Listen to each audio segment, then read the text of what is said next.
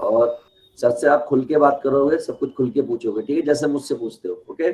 और ग्रुप में भी ऐड कर दिए हैं सर, तो वहां पे भी आप जैसे मुझसे डाउट पूछते हो, आप सर से भी पूछोगे, मुझसे भी पूछो, मैं भी होऊंगा वहां पर, मैं भी डाउट बताता रहूंगा, ठीक है। लो सचिन सर के हवाले करता हूँ मतलब, सर ये बटन आपके हवाले है।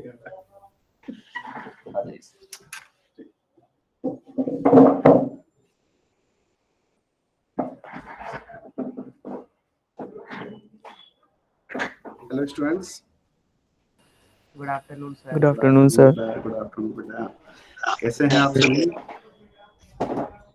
सर अच्छे हैं, आप बताइए। या बेटा मैं भी बिल्कुल ठीक हूँ। और यार कैमरा तो खोलो ना, सबने, किसी ने कैमरा ही ऑन कर रखा है, देखो। क्या बेटा, देखना भी तो चाहता हूँ मैं आप सबको आवाज सुनने के साथ। कौन कौन ऑन कर रहे हैं कैमरा?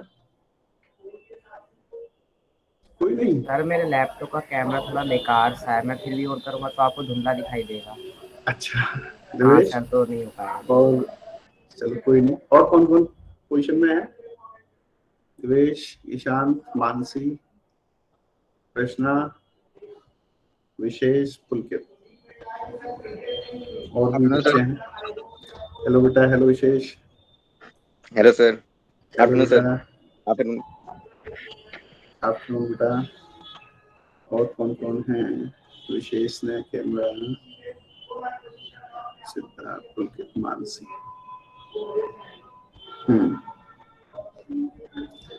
चलो कोई नहीं, लेकिन कैमरा भी बेटा ऑन करवाएंगे आपका। अच्छा ये बताओ, आप लोगों का जो फेज प्लान है, मैं अभी उसको रीड कर रहा था बेटा। तो ये 3 फेज है आपके, phase 1, phase 2, phase 3। I think phase 2 complete है ना बेटा? यस सर, फेज 2 पूरा हो गया था, फेज 3 चल रहा था अभी। फेज 3 चल रहा था ना, स्ट्रेट लाइन में कुछ बताया था सर ने मुझे बताया। जैसे स्ट्रेट लाइन वगैरह, कोनिक सेक्शन वगैरह वो रहता है, कोनिक सेक्शन और स्ट्रेट लाइंस। अच्छा, स्ट्रेट लाइन कुछ एनसीईआरटी लेवल हुआ है ना, मैं समझता हूँ शायद। यस सर, वो हो सर गया था यहाँ लेवल। नहीं। अच्छा, चलो तो कोई नहीं, हम लोग फिर भी स्ट्रेट लाइन से ही स्टार्टिंग करेंगे बेटा, और इसको आपको तो जेई लेवल तक लेकर जाएंगे। और इसमें बेसिकली स्ट्रेट लाइन के साथ साथ ना आपका पॉइंट्स, लोकस और पेयर ऑफ स्ट्रेट लाइंस भी होता है, तो ये सारी चीजें भी हम लोग लेंगे, ठीक है ना। और अच्छा, ये जैसे सेट्स और रिलेशंस हैं, ये एनसीईआरटी लेवल आपका हो रखा है पहले से? यस सर, हो गया था सर केल्विन के अंदर तो। अच्छा अच्छा अच्छा। और एग्जाम वगैरह का क्या चल रहा है आप लोगों का? कोई स्कूल में एग्जाम है अभी जल्दी में? No UT sir. होंगे, यूटी अभी सर, यूटी होंगे मेरे अभी एक हफ्ते बाद। एक हफ्ते बाद? तो उसमें क्या सिलेबस हो रहा है बेटा? सर टर्म 2 का पूरा सिलेबस ही है सर, पूरा टर्म 2 का सिलेबस, फुल सिलेबस है। अच्छा, फुल सिलेबस में आ रहा है। Yes sir. अच्छा अच्छा, चलिए बहुत अच्छा। और देवेश, हेलो। हाँ बेटा, आपकी वॉइस थोड़ी लो आ रही है बेटा। बिल्कुल क्लियर नहीं आ रही बेटा आपकी वॉइस। देखना शायद कुछ सिस्टम में। हेलो। हाँ बेटा, अब सही है। Yes sir. हाँ बेटा, कैसे हैं आप? अच्छा हूँ सर। देखो, आप? चलिए। हाँ मैं भी ठीक हूँ बेटा, और सौरभ सर ने आप सभी के बारे में मुझे बताया, काफ़ी अच्छा लगा कि सभी बहुत अच्छे बच्चे हैं, अच्छे से पढ़ रहे हैं सभी। और चलिए, तो और ईशांत, हेलो। हेलो ईशांत, शायद ईशांत कहाँ पर है? मानसी, हेलो बेटा। Yes sir. हाँ बेटा, सुन पा रहे हैं आप मुझे ठीक से? Yes sir. बेटा कैसे हैं आप? बढ़िया हैं? Yes sir. अच्छा, और स्ट्रेट लाइन शुरू कर रहे हैं हम लोग, है ना? Yes sir. और स्टार्टिंग बेटा थोड़ा हम एनसीईआरटी लेवल से ही करेंगे, और उसके बाद हम थोड़ा सा उसको और अप लेवल तक ले जाएंगे, ठीक है ना? Okay, sir. Krishna, hello Krishna, hello sir. कैसे हैं आप? बढ़िया। जी सर मैं बढ़िया, आप बताइए। मैं भी एकदम ठीक। और टेलीग्राम पर तो आप सब लोगों ने देख ही लिया होगा बेटा, है ना? टेलीग्राम पर मैं आपके साथ हूँ। Yes sir. हाँ, यस सर। और कोई भी डाउट डिफिकल्टीज आपके रहते हैं तो मैं श्योर उसको सॉल्व करके आप तक पहुँचाऊंगा या यहाँ पर डिस्कस करूंगा जैसे भी पॉसिबल होगा, ठीक है ना? Yes sir. और सिद्धार्थ जी से भी बात हो गई, ईशांत जी आ गए और विशेष से भी बात हो गई। पुलकित, हेलो बेटा। हेलो पुलकित।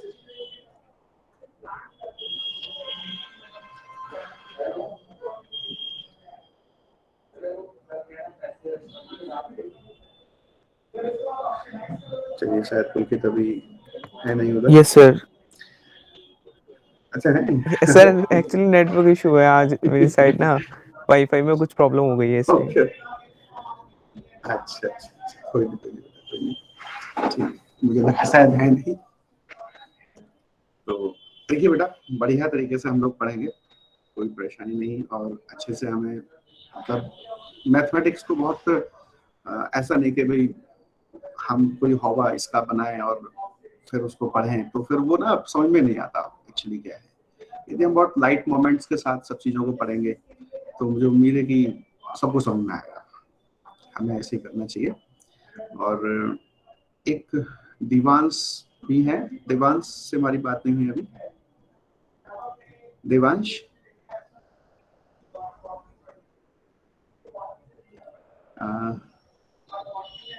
देवांश नहीं है अभी, चलिए कोई नहीं। तो हम लोग ना एकदम सिंपल वे में मैथमेटिक्स पढ़ेंगे। देखो बेटा, मैं ना आपको कुछ थोड़ा सा डिस्कशन इस बारे में पहले करना चाहूँगा।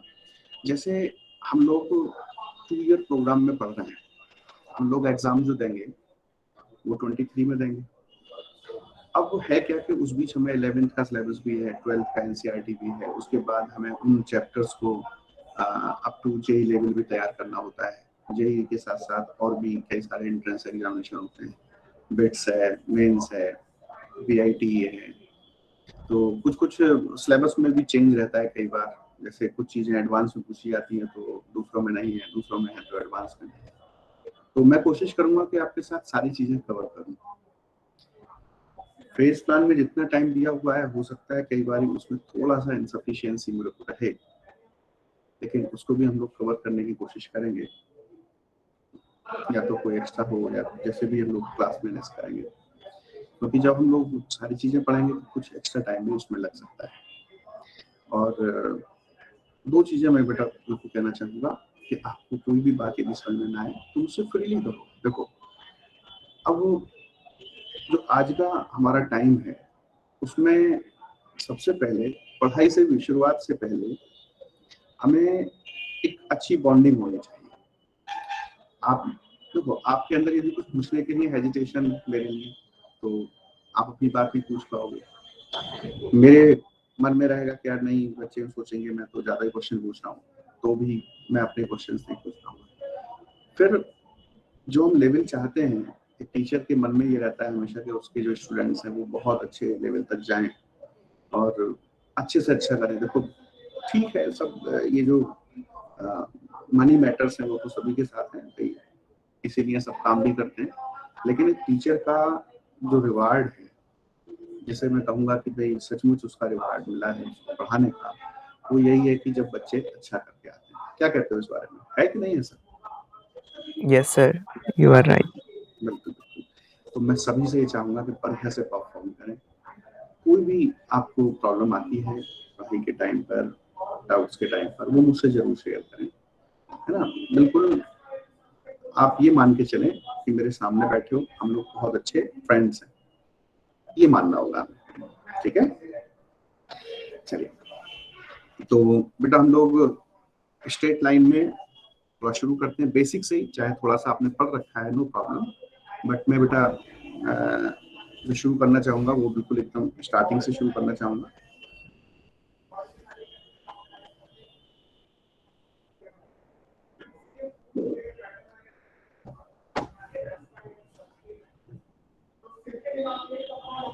बेटा स्क्रीन शेयर हो रही है आपको, कोई प्रॉब्लम तो नहीं है? अभी नहीं हुई। सर अभी नहीं हो रही। सर शेयर नहीं हुई। अच्छा एक मिनट।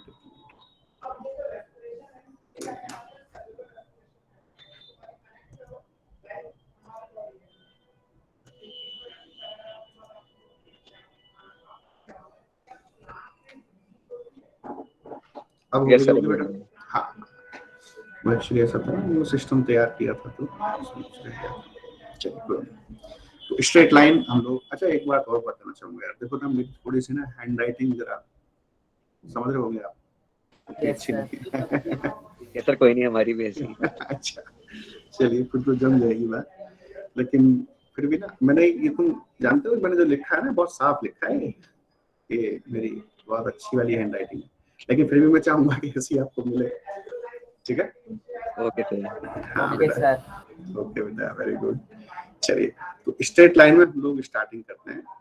एक्चुअली सबसे पहले हमें जो समझना होगा, स्ट्रेट लाइन की इक्वेशन को समझने की बजाय हम एक टर्म होती है स्लोप, उसको समझेंगे पहले सबसे पहले। अच्छा एक और हम लोग जरा कनेक्ट करना चाहेंगे आपके 10th वाले सिलेबस से। आपको बेटा डिस्टेंस फॉर्मूला सबको आता है? यदि मैं यहाँ स्क्रीन थोड़ा सा डिस्ट्रीब्यूट कर दूं, डिस्टेंस फॉर्मूला बताना सभी को आता होगा, आई होप है। डिस्टेंस फॉर्मूला क्या होता है? यदि दो पॉइंट मेरे पास हैं P x1 y1 and Q बेटा x2 y2, कौन बताएगा सबसे पहले डिस्टेंस? मुश्किल है क्या? सर x2 माइनस x1 का whole square plus y2 minus y1 का होल स्क्वायर। बहुत बढ़िया। ये डिस्टेंस फॉर्मूला आपने बताया। एक बेटा एक और पढ़ते थे हम लोग, एक तो डिस्टेंस फॉर्मूला पढ़ते थे, एक ना एक हम लोग सेक्शन फॉर्मूला भी पढ़ते थे। Yes sir. और सेक्शन फॉर्मूला भी बिल्कुल इजी है अपने आप में देखा जाए। मान लो यहाँ पर मेरे पास फिर से वही पॉइंट है P x1 y1 Q x2 y2, और बेटा ये पॉइंट में R ले लेता हूँ जो x, y है, और ये कई बार ऑथर m n ले लेते हैं, लैम्डा 1 ले लेते हैं, m1 m2 ले लेते हैं, वो आपकी चॉइस है जो भी आपको अच्छा सा लगे। अब इसको कैसे लिखते थे ये भी आपको बताना होगा। mx2 प्लस nx1 अपॉन में m प्लस n कॉमा ओ mx ओ my1 plus ny2 divide by m plus n। Very good, very good. ये बेटा सेक्शन फॉर्मूला। अच्छा ये बेटा कौन सा सेक्शन होता है, इंटरनल या एक्सटर्नल? ये बेटा इंटरनल, और एक्सटर्नल होगा तो क्या चेंज हो जाएगा? माइनस आ जाएगा। माइनस आ जाएगा, ठीक है ना? तो ये दो फॉर्मूले हम लोग उसमें करते थे। अच्छा एक टर्म बताओ, एक हम लोग कोलिनियरिटी और पढ़ते थे, 3 पॉइंट्स को लेकर कोलिनियरिटी। Yes sir. तो कोलिनियरिटी में हम लोग एक फॉर्मूला लिखते थे एरिया ऑफ ट्राइंगल, और एरिया ऑफ ट्राइंगल को बोल देते थे 0, याद है? Yes sir. भाई एक बात देखो, जब 3 पॉइंट्स कोलिनियर होंगे, एक ही लाइन में होंगे, तो वो ट्राइंगल बना ही नहीं सकते, और यदि ट्राइंगल बना ही नहीं सकते तो फिर ट्राइंगल का एरिया नेगेटिव तो होगा नहीं, ट्राइंगल का एरिया क्या होगा? 0 हो जाएगा बस। तो हम लोग उसको कोलिनियर कह देते थे। ये हम लोग 10th में पढ़ते थे, और पक्का आपको याद होगा एरिया ऑफ ट्राइंगल ABC हम लोग कैसे लिखते थे, 1/2, यहाँ मॉडुलस बेटा, यहाँ हम लोग ब्रैकेट ले सकते हैं, और इसको ना ऐसे करके मैं ऐसे ही ट्रिक बताता हूँ बच्चों को, जैसे 1 2 3 2 3 1 और 3 1 2, ये x है, ये y है, ये भी y है, I mean x1 y2 minus y3, फिर x2 y3 माइनस y1 और x3, और ये y1 माइनस y2, ऐसे करके हम लोग इसको लिख सकते हैं, ठीक है बेटा? तो ये एरिया ऑफ ट्रायंगल याद आ गया, तो ये तो आपको याद ही होगा, याद आना है। और इसको हम लोग किसके इक्वल रखते थे? 0 के इक्वल रखते थे इन केस ऑफ कोलिनियरिटी। मैं इसमें ना एक छोटा सा अमेंडमेंट और करना चाहूँ। अमेंडमेंट क्या मतलब, मैं इसको एक दूसरा वे भी लिखना चाहूँगा, और वो आपको ना बहुत हेल्पफुल रहेगा आगे किसी क्वेश्चन में। जैसे बेटा इसी को जरा हम रीराइट करते हैं, देखो ऐसे करके, और आप जरा इसको ग्रैब कीजिए, मतलब पकड़िए इसको कि भाई कैसे किया होगा मैंने, कोई नई बात नहीं है। y1 x2 plus y2 x3 और प्लस y3x1। मतलब मैंने इसमें किया क्या है, मैंने इसमें मल्टीप्लाई ब्रेक कर दिया इनसाइड। मल्टीप्लाई ब्रेक करने के बाद बेटा एडिशन वाले सारे टर्म जो पॉजिटिव थे वो मैंने यहाँ ले लिए, नेगेटिव वाले सारे टर्म यहाँ ले लिए। तो मुझे एक बहुत अच्छी बात मिली यहाँ पर, देखो x1 है तो y2 है, x2 है तो y3 है, x3 है तो y4 तो है नहीं, तो सबसे पहले वाला आ गया। फिर माइनस, अब y1 है तो x2, y2 है तो x3, y3 है तो y4 तो है नहीं मेरे पास, वो वापस x1 है। तो इससे ना मैं एक n साइडेड पॉलीगॉन का एरिया भी लिख सकता हूँ। Area of n sided polygon, जिसमें कि जो पॉइंट्स होंगे वो क्या होंगे बेटा, पॉइंट्स होंगे ai, xi, yi और i की वैल्यू 1 2 3 से लेके n। पता है हम लोग एब्रिविएशन यूज कर लेते हैं। मैंने यहाँ पर एक इंडेक्स यूज कर लिया ai, xi, yi। अब मैं i को 1 लूंगा बेटा तो पहला वर्टेक्स आ जाएगा a1, x1, y1 जिसके कोऑर्डिनेट होंगे। i को 2 लूंगा तो सेकंड वर्टेक्स आ जाएगा। समझ पा रहे हैं ना आप अच्छे से? जी सर। बहुत अच्छा बेटा। और अब मैं यहाँ पे पता है इसी को कंटिन्यू कर रहा हूँ, और लेकिन मैं पूछूंगा आपसे, ये मैं नहीं लिखूंगा, आप लिखोगे। ये जो हम सिंबल लगा रहे हैं किसका है ये बताना जरा। मॉड मॉड क्यों लगा रहे हैं बेटा? सर एरिया नेगेटिव कैसे होगा? अरे यार बहुत बेहतरीन, आपने बहुत अच्छा बताया सभी, एकदम बढ़िया। अब जरा इसको बताओ मुझे लिखवाओ, जैसे मैंने तुम्हें यहाँ ट्रिक बताई थी ना ऐसे लिखवाओ। x1 लिख रहा हूँ मैं, अब क्या लिखूं?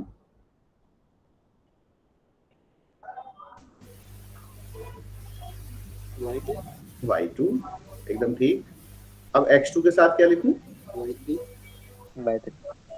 और फिर x3, y4 है ना, फिर xn-1 yn। लेकिन जैसे ही मैं xn पर जाऊंगा तो क्या लिखना चाहोगे यहाँ पर? y n+1। ना बेटा n+1 तो है ही नहीं, है नहीं ना, वो वापस आ जाएगा। जैसे हम लोग x4 नहीं था तो y1 आ गया फिर लास्ट में, क्योंकि हमने शुरू कहाँ से किया था, y2 से y1 बैलेंस था, सबसे लास्ट में वही आ जाता है। Yes sir. हाँ फिर से पढ़ो, देखो x1 y2, x2 है तो y3, x3 है तो y4, xn-1 था तो yn प्लस फिर xn है तो अब कहाँ से लाऊं, yn+1 तो है ही नहीं बेटा, तो हम लोग वापस पहले वाले टर्म पे आ जाते हैं।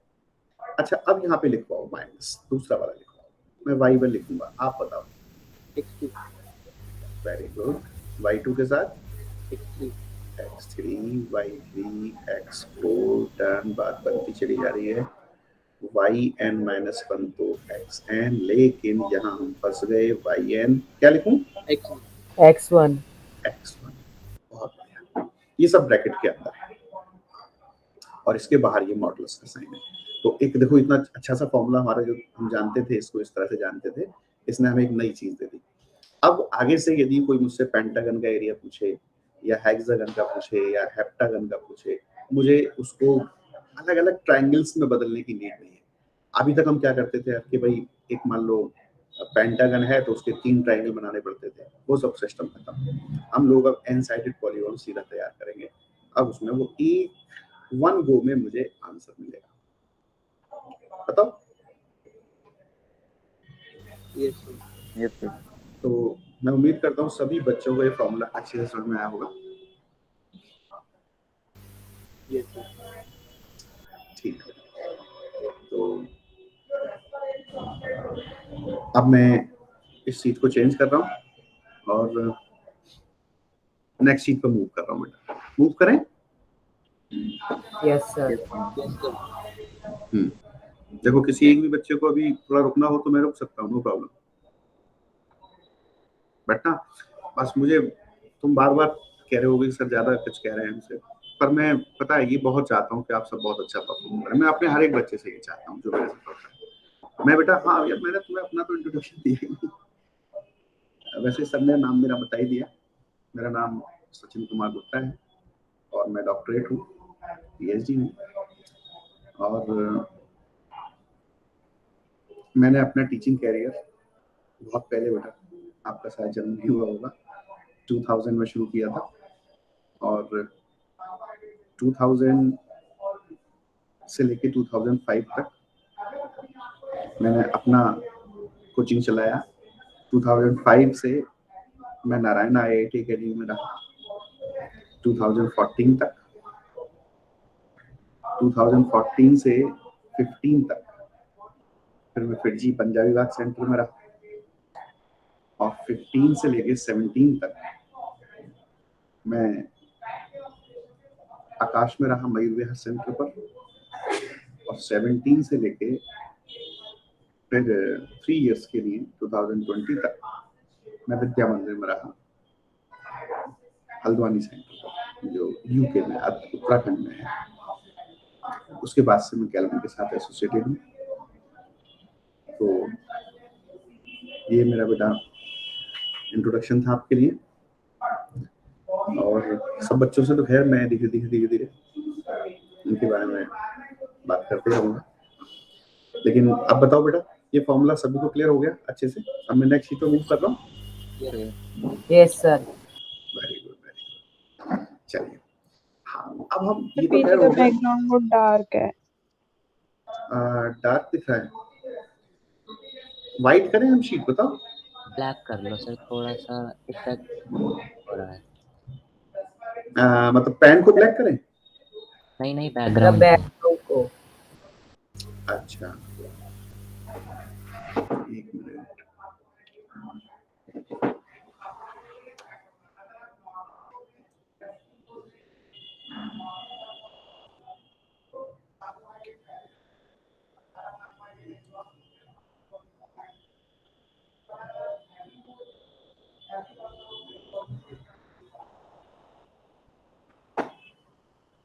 अब ठीक है बेटा?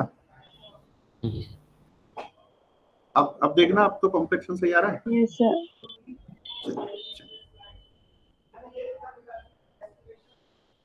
हाँ देखो ना, मुझे बहुत अच्छा लगा आप लोगों ने बताया। चलिए कोई नहीं। तो अब मैं लिखता हूँ और वापस देखना आप, यदि कोई भी प्रॉब्लम आ रही है तो मैं फिर से चेंज कर दूंगा। देखना बेटा। सर ठीक है। सर ठीक है। बढ़िया, बहुत अच्छा। देखो बेटा, तो हम लोग अब स्लोप को ना बिल्कुल एकदम ऐसे पढ़ते हैं कि फिर इसके बाद कोई इसकी टेंशन ही ना रहे। स्लोप ऐसे सीख जाना है। देखो बेटा, होता क्या है कि ना, जैसे हमारे पास ये कोऑर्डिनेट सेट होता है, कोऑर्डिनेट सिस्टम होता है, y एक्सिस, x एक्सिस, ये हमारा ओरिजिन हो गया। कोई भी लाइन जब हम लोग बनाते हैं तो उसकी बहुत सारी डायरेक्शंस हो सकती हैं। ऐसे हो सकती है, इस तरह से, या पैरेलल, लाइक बहुत सारी डायरेक्शंस हो सकती हैं। तो ये सोचा गया कि भाई एक लाइन को हम उसकी डायरेक्शन के फॉर्म में यूनिक कैसे बनाएं। तो हमने देखा यार, x एक्सिस y एक्सिस के बीच पहले से ही एक एंगल है 90 डिग्री। अगर जो हम एक लाइन को x एक्सिस से एंगल के बेसिस पे डिफाइन कर लें तो y एक्सिस से एंगल की टेंशन नहीं बचेगी, वो ऑलरेडी कॉम्प्लीमेंट्री एंगल हो जाएगा। क्या कहते हो? Yes sir. तो फिर हमने ये कह दिया कि okay, so slope of a line is tangent of the angle drawn by line with the positive x axis। एकदम मैंने सिंपल वर्ड्स में सारी चीजें लिखी। मैं ये कहना चाहता हूँ अपनी बात यहाँ पर कि जो पॉजिटिव एक्स एक्सिस है, अब पॉजिटिव एक्स एक्सिस में यार एक चीज ना कभी कभी कंफ्यूजन में आ जाती है बेटा। ओरिजिन की रिगार्डिंग तो पॉजिटिव एक्स एक्सिस ये है और नेगेटिव ये है, इसको हम लोग एक्स डैश में लिखते हैं। लेकिन जब एक लाइन एक्स एक्सिस को कट करती है ना, तो जहां वो इंटरसेक्ट करती है उस इंटरसेक्शन पॉइंट से लेफ्ट साइड तो उसके लिए नेगेटिव होता है और राइट साइड उसके लिए पॉजिटिव होता है। ये बात जरूर याद रखिए। कई बार ना बच्चे इस पे कंफ्यूज कर जाते हैं। मान लो मैं यहाँ पे एंगल दे दूं तो उन्हें लगेगा ये तो पॉजिटिव एक्स एक्सिस है तो ये भी एंगल स्लोप में काम आ सकता है। नहीं, जहां वो इंटरसेक्ट करता है उस इंटरसेक्शन पॉइंट से आगे उसके लिए पॉजिटिव होता है, उसके पहले उसके लिए नेगेटिव होता है। और आगे की बात बता देता हूँ। मान लो ये आगे बढ़ाते हुए हम लोग आगे ले जाएं तो ये y एक्सिस को भी कट कर रहा है। जहां ये y एक्सिस को कट करता है उसके पहले उसके लिए पॉजिटिव y एक्सिस है और उसके नीचे वर्टिकली डाउन साइड पर वो उसके लिए नेगेटिव वाई एक्सिस है, जबकि ओरिजिनली यहाँ से ऊपर पॉजिटिव वाई एक्सिस होता है और यहाँ से नीचे ओरिजिन से नीचे नेगेटिव वाई एक्सिस होता है। ऐसे तो जानते हैं हम लोग। Yes sir. Yes sir. हाँ, लेकिन ना लाइन के इंटरसेक्शन के पॉइंट ऑफ व्यू से आप समझ जाइए कि पॉजिटिव कहाँ होगा, नेगेटिव कहाँ होगा। अभी तो कंफ्यूजन तो नहीं किसी को बेटा? No sir. तो अब देखिए, अब स्लोप के बारे में हम लोग फाइनली कुछ कहने जा रहे हैं कि slope of a line is tangent of, ये टेंजेंट ना कौन सा वाला टेंजेंट है, TN वाला, जो ट्रिग्नोमेट्रिक वाला हम लोग लेते हैं, ट्रिग्नोमेट्रिक फंक्शन वाला। तो हाँ, tangent of angle drawn by line with the positive x axis. अब एकदम क्रिस्टल क्लियर है मेरे सामने फिगर। यदि मैं इस लाइन को L कह दूं तो from figure slope of line L क्या कहा जाएगा? ये कहा जाएगा tan ऑफ अल्फा।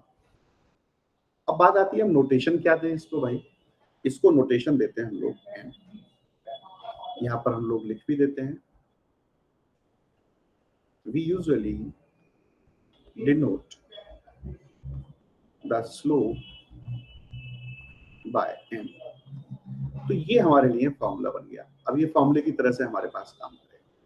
अब मान लो मैं आपसे कहूँ कि भाई एक एग्जाम्पल भी समझा दीजिए, तो find slope of line which makes an angle of 30 degree with number 8 positive x axis. बेटा मैंने पॉजिटिव लिखा है ना, प्लस बना के पॉजिटिव एक्स एक्सिस, और मैंने यहाँ पर कुछ और भी कह दिया। इस बार मैंने कहा पॉजिटिव वाई एक्सिस। मैं दोनों ही के रिगार्डिंग आपसे स्लोप चाहता हूँ। अब हमें अच्छे से पता है कौन क्या होता है, पॉजिटिव एक्सिस कौन होता है, एक लाइन के इंटरसेक्शन के पॉइंट हम लोग पहुंच जाएंगे वहां, है ना? पहुंच जाएंगे ना?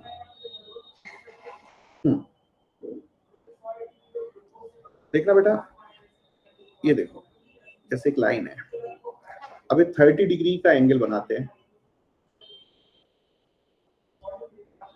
ये 30 डिग्री मैंने बना दिया, तो इसका स्लोप तो कुछ मेरे को मुश्किल नहीं आई बेटा। Yes sir. 1/√3 कह सकते हैं। अब दूसरी बात आप कैसे समझाओगे हमें? पॉजिटिव वाई एक्सिस से 30 डिग्री बना रहा है,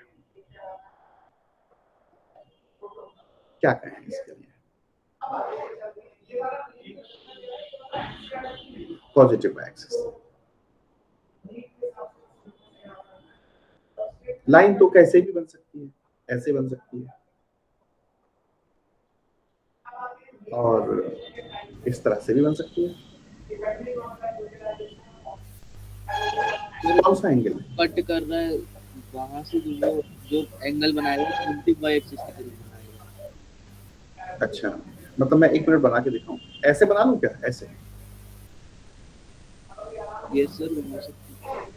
अब मैं 30 कौन सा दिखाऊं, ये वाला एंगल कि ये वाला एंगल? सर पॉइंट के लिए तो ऊपर वाला अगर 30 डिग्री है तो ये वाला। Yes sir.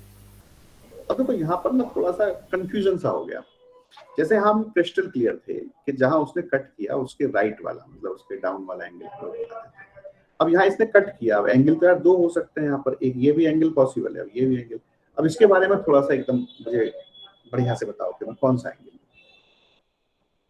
देखो ये एंगल तो 30 पहली बात तो है नहीं, चलो मैं इधर बना देता हूँ एक बार। और यहाँ कोई डिलेमा नहीं होना चाहिए, मतलब हमें एकदम क्लियरली यहाँ पर समझना होगा कि मैं एंगल कहाँ बना।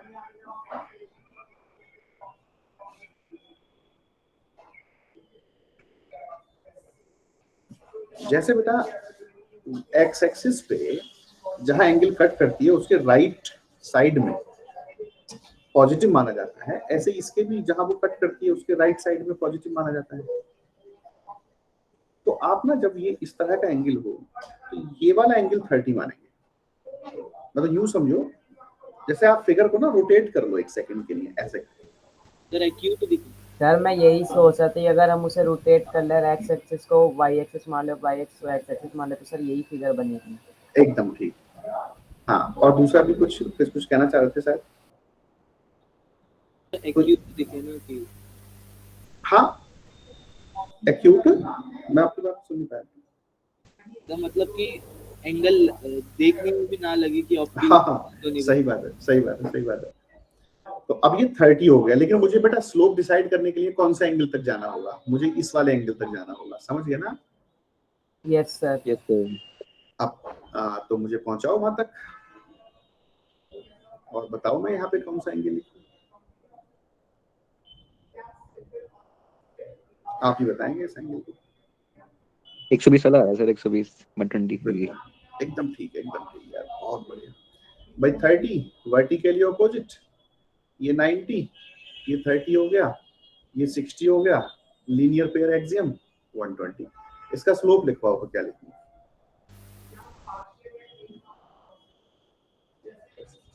स्लोप लिखवा दो बेटा। tan 120 की वैल्यू बतानी पड़ेगी आपको। -1/√3। 90 पे 30 कर लेंगे। सॉरी, -√3। -√3 बिल्कुल एकदम सही बताई। और 90 + 30 वाली बात भी सही है। हम लोग 90 + 30 करेंगे तो -cot 30 आ जाएगा, और cot 30 की वैल्यू √3 होती है। तो दोनों ही बच्चों के आंसर ठीक हैं। चाहे तो हम डायरेक्ट वैल्यू यहाँ पर ऐसे बताएं या पहले 90 + 30 करें। बेटा वैसे ना सप्लीमेंट्री एंगल ले लिया करो, शायद वो ज्यादा ठीक रहेगा। जैसे tan 120 है, 120 को 180 - 60। हाँ, सप्लीमेंट्री से थोड़ा सा ना सही रहेगा, क्योंकि आगे बड़े बड़े एंगल भी आएंगे, तो उससे हम ज्यादा किया करेंगे। ठीक है, तो ये माइनस ओके सर। तो स्लोप। सर हाँ, तो स्लोप को लेकर अब चाहे मैं आपसे एंगल कहीं भी कह दूं, मैं चाहे पॉजिटिव वाई एक्सिस से दूं, चाहे पॉजिटिव एक्स एक्सिस या नेगेटिव एक्स एक्सिस। अच्छा, हम लोग टिप्स पे काम करेंगे। मतलब ऐसी मैंने एक लाइन आपको दी जो नेगेटिव एक्स एक्सिस से 30 डिग्री का एंगल बनाती है, तो उसकी स्लोप कितनी होगी? ऐसी सोच के बताओ।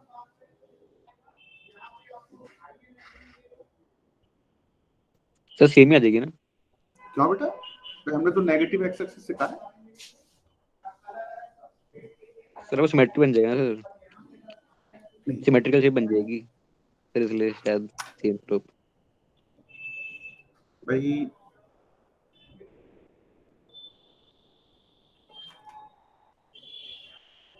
आप ही देखो, स्क्रीन बदल देता हूं।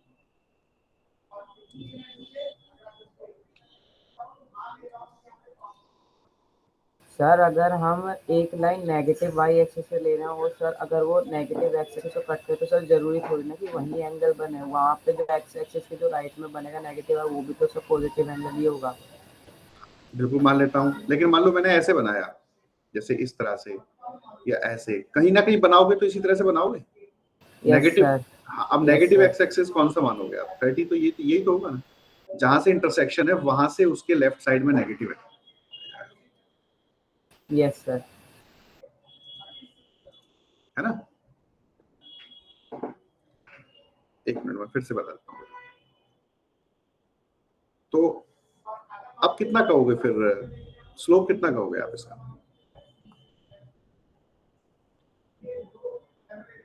ये वाला एंगल लाना पड़ेगा। Yes sir. Yes sir. बहुत अच्छा, तो अब क्या कहूँ? m = tan 150। अब कौन जल्दी से बताएगा tan 150?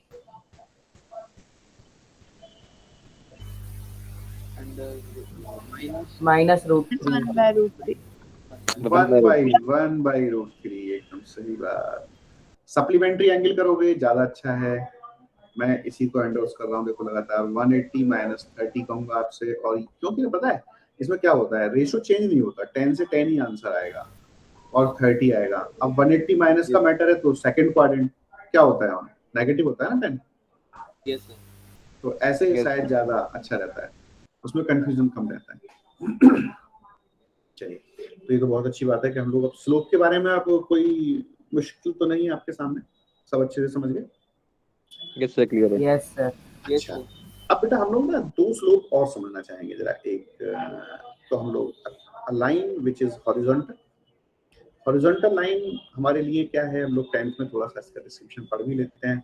Like y is equals to k, इस टाइप की लाइन हॉरिजॉन्टल होती है। तो ये x एक्सिस से कितना एंगल बनाती है? x एक्सिस से आप देख रहे होंगे तो पैरेलल है। तो यहाँ पर हम लोग थोड़ा नोटेबली इसको याद रखेंगे कि slope of horizontal line that is y is equals to k type line में जो स्लोप हुआ करेगा वो क्या हुआ करेगा? 0। एक बेटा वर्टिकल लाइन बता दो, slope of vertical line that is x equal, हाँ एकदम ठीक बात। Yes sir. जैसे हमने ऐसे करके लिख लिया, अब ये x एक्सिस से 90 बना लेता है और स्लोप की डेफिनेशन के अकॉर्डिंग वो m इज इक्वल टू 1090 है, तो नॉट डिफाइंड की कैटेगरी में आ जाता है। अब आपने देखो एक चेंज देखा, मैंने यहाँ तो इक्वल लिखा था और यहाँ इक्वल नहीं लिखा, समझ रहे हो ना क्यों? Yes sir. Yes sir. क्योंकि ना आप देखो पहचान गए इस बात को कि इन्फिनिटी जो होता है ना वो कोई वैल्यू नहीं होती, वो तो अप्रोचिंग वैल्यू होती है बस। मैं क्या कहूँ, इन्फिनिटी कौन होता है? अच्छा पता है, आप लोग लिमिट भी पढ़ते हो, इंटरेस्टिंग फैक्ट बताऊं, जैसे इन्फिनिटी प्लस इन्फिनिटी एक डिटर्मिनेबल फॉर्म है। इन्फिनिटी प्लस इन्फिनिटी को या इन्फिनिटी इनटू इन्फिनिटी को हम लोग इन्फिनिटी कह सकते हैं, लेकिन इन्फिनिटी माइनस इन्फिनिटी एक इनडिटर्मिनेबल फॉर्म है। मैं लिमिट्स में पढ़ाऊंगा आपको जब आगे। ऐसे ही थोड़ा इन्फिनिटी का जिक्र आ गया तो मैंने आपसे कह दिया, इन्फिनिटी माइनस इन्फिनिटी एक इनडिटर्मिनेबल फॉर्म है, मतलब हम कह नहीं सकते अब कहाँ है। मैं इसको जीरो भी नहीं कह सकता बेटा, जीरो तो हम उसको कहते हैं जब हमें पता हो फाइनाइटली। हम जैसे मुझसे कोई कहेगा 5 - 5 को मैं समझाऊं कैसे कि जीरो है, यार ये कौन सी बात है, तो होता ही है जीरो, लेकिन आप समझा सकते हैं। आप नंबर लाइन पे जीरो पे खड़े हो जाइए, 5 स्टेप राइट साइड चलिए, फिर 5 स्टेप वापस आ जाइए। अब बताओ कहाँ पे खड़े हो? जीरो। वापस, हाँ वापस वहीं पे खड़े हो, इसलिए 5 - 5 जीरो होता है। 5 - 7 - 2 क्या होता है? वो 5 आगे चले थे 7 पीछे आए, तो हम अपनी ओरिजिनल पोजीशन से 2 लेफ्ट में आ गए, इसलिए वो -2 हो गया। तो अब वो है क्या कि यदि कोई मुझसे पूछे फिर ये क्यों नहीं होता जीरो, इन्फिनिटी माइनस इन्फिनिटी, तो मेरे पास पक्का आंसर है, इनफाइनाइट स्टेप्स में आगे गया। अब मैं बताओ कहाँ पर हो गया, मुझे पता ही नहीं मैं कहाँ पर नहीं है। है नहीं, डेफिनेटली नहीं है। अब मुझे पता ही नहीं मैं कहाँ ठीक पर, है, जब हमें वही नहीं पता तो जाएंगे कैसे वहां पे? है कि नहीं, जाएंगे कैसे वहां? और फिर वापस आ खड़े कहाँ पर होंगे? हमें क्या पता कि कितने तो स्टेप हम आगे चले थे और कितने हम वापस आए। तो इन्फिनिटी कोई एक सर्टेन वैल्यू है ही नहीं, इसलिए इसको इन्फिनिटी माइनस इन्फिनिटी को आगे चल के जब आप 12th में पढ़ोगे ना, बल्कि लिमिट्स में तो मैं तुम्हें थोड़ा सा जल्दी में भी कराऊंगा कुछ ना कुछ। इन्फिनिटी माइनस इन्फिनिटी पता है? चलो यार जिक्र हुआ है तो बता देता हूँ। इन्फिनिटी इंटू जीरो भी हमारी एक इनडिटर्मिनेट वैल्यू होती है, इसका भी कुछ पता नहीं होता। ऐसे 0/0 होती है, ऐसे इन्फिनिटी 7 होती है है बेटा। सर, टोटल 7 होती है ना? हाँ एकदम याद है आप लोगों को, बहुत अच्छा। अच्छा फिर जब वो 7 होती है तो एक मिनट बता ही दो यार, infinity into 0, 0/0, infinity upon infinity, 4 तो मैंने लिख दी, 3 और लिखवाओ आप। 0 की पावर 0। एकदम ठीक। दूसरा,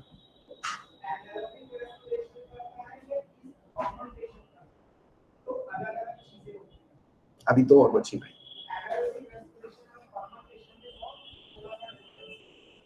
चलो एक मैं लिख देता हूँ, इन्फिनिटी पावर 0।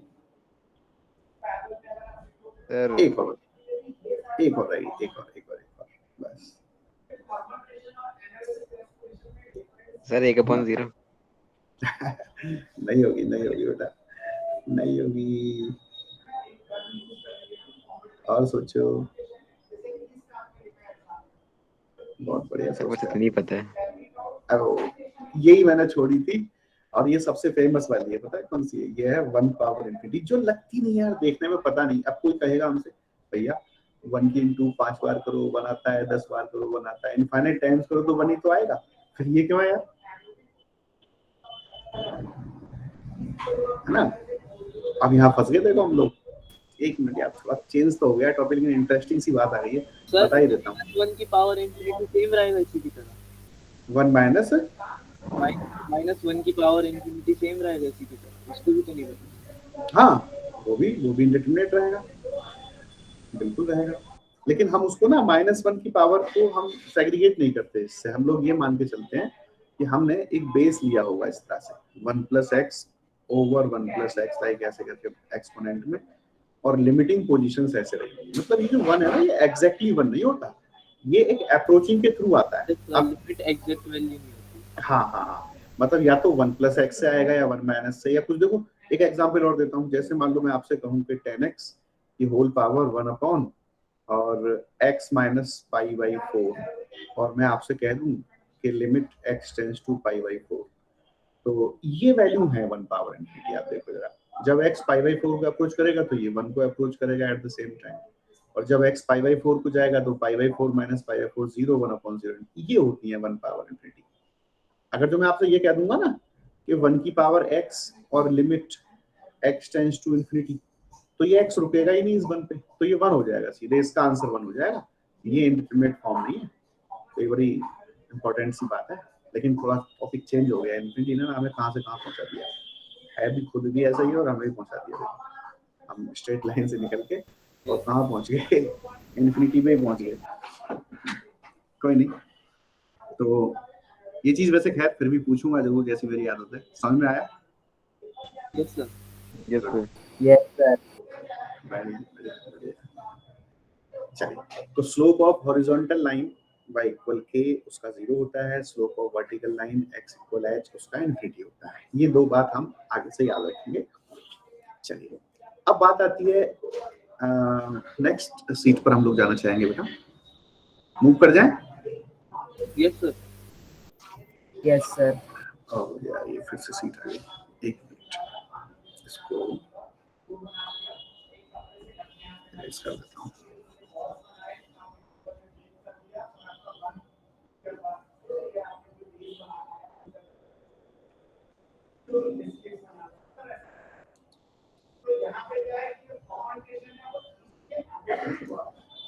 हाँ, देखिए, अब हम लोग यहाँ पर बात करना चाहेंगे angle between two lines.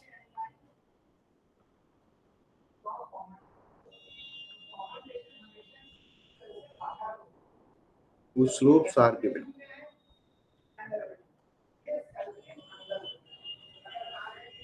Angle between two lines whose slopes are given. हम लोग इस टॉपिक पर थोड़ा सा बात करना चाहेंगे, कैसे लाते हैं। बेटा ये हम ना थोड़ा सा इसको डराइव करना चाहेंगे। जैसे हमने एक कार्टेशियन प्लेन ले लिया ऐसे करके, ये y एक्सिस, x एक्सिस ऐसे करके। बेटा हमने ना दो लाइंस ले ली इस तरह से,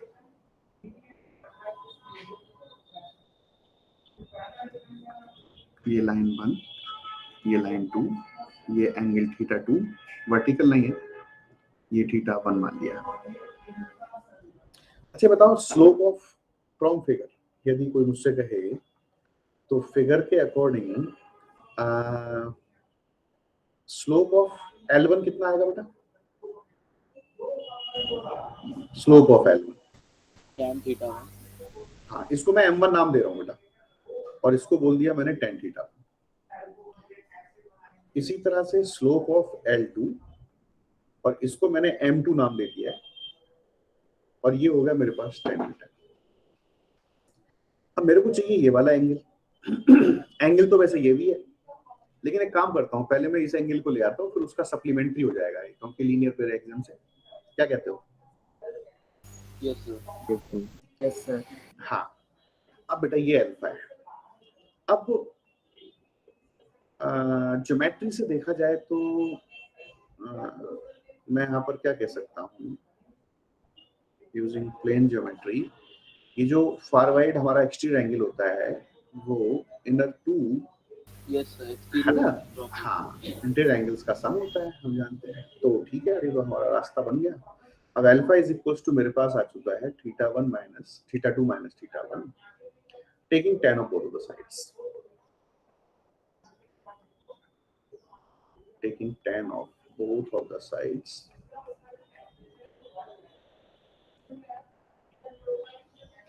तो tan alpha is equals to tan of theta 2 minus theta 1 is equals to, तो ये तो बेटा हमें फॉर्मूला आता है, तो थर्ड चैप्टर में आपने पक्का पढ़ा होगा, tan theta 2 minus tan theta 1 1 plus tan theta 2 tan theta 1. हाँ, एकदम ठीक, tan theta 2 tan theta 1। तो ये तो हम लोग वैल्यू प्लेस कर सकते हैं वाली m2 minus m1 over 1 plus m1 m2। अब अल्फा को फिर मैं क्या लिखूं? ये tan इनवर्स एक कंसेप्ट है बेटा, ये ना आपको भी 12th में मिलेगा एक्चुअली, अभी हमें यहाँ पर ऐसे ही सीखना पड़ेगा। और ये हमने एक मॉडुलस यूज किया है, इसका भी मैं आपको बहुत ज्यादा अभी क्लियरिफिकेशन नहीं दे पाऊंगा। रीजन ये है कि ये इस tan इनवर्स की रेंज से एसोसिएटेड है, लेकिन फिर भी थोड़ी सी बातें बताना चाहूंगा कि जो इनवर्स में एंगल रिटेन करता है tan इनवर्स, वो -π/2 से π/2 तक करता है। तो इसका मतलब ये जो भी कैलकुलेशन अंदर आएगी, उस कैलकुलेशन में ये सिर्फ एक एक्यूट एंगल दे पाएगा। अगर जो मैं मॉडुलस कर देता हूँ भाई, जो मैंने मॉडुलस कर दिया तो ये पॉजिटिव वैल्यू देगा। पॉजिटिव वैल्यू का मतलब हो जाएगा कि tan इनवर्स अब 0 से लेके 90 तक एंगल रिटेन कर सकता है। तो सर्टेनली जो अदर एंगल है हमारे पास, वो क्या हो जाएगा? वो हो जाएगा 180 minus tan inverse modulus of m2 minus m1 over 1 plus m1। ये आप ध्यान रखें, 180 माइनस लिखना है, पाई माइनस लिखना है, आपकी चॉइस है, इसे कॉपी कर सकते हैं। क्या कहते हो, समझ में आई बात? Yes sir. सभी बच्चे बताएं। Yes sir. Yes sir. चलिए, चलो बहुत अच्छा। तो एंगल बिटवीन टू लाइंस हमने समझा, थोड़ा डेरिवेशन भी इसका समझ लिया। ये फॉर्मूला इसमें की फैक्टर था, ये रिलेशन जो बनाया ये की फैक्टर था, ये हमसे आसानी से हो गया। फिर हमने दूसरी जो इम्पोर्टेंट बात समझी वो मॉडुलस को लेकर थी। मॉडुलस में क्यों लाया? इनवर्स क्या होता है?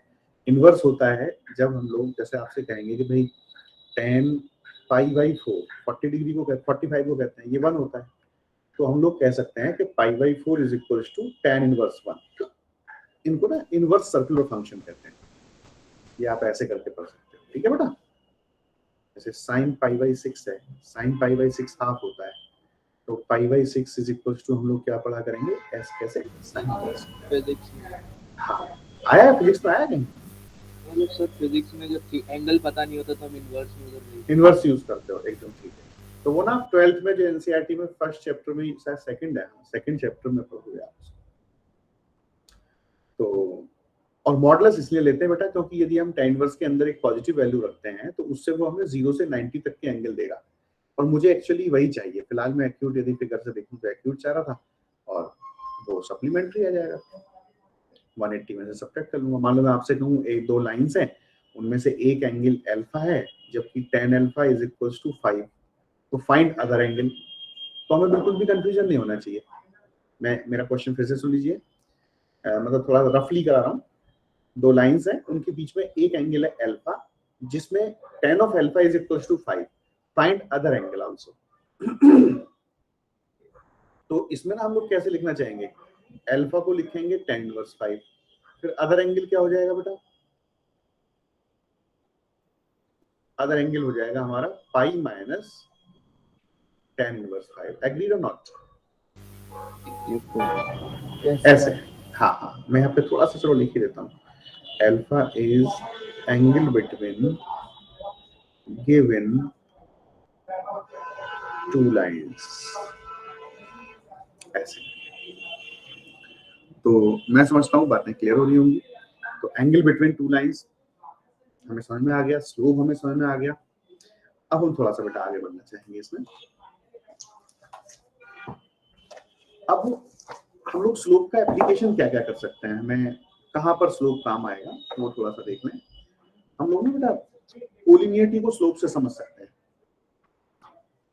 कोलिनियरिटी को देखते हैं नेक्स्ट सीट पर। मैं मूव कर रहा हूँ बेटा, है ना? ठीक है, यस सर। Yes sir. ठीक।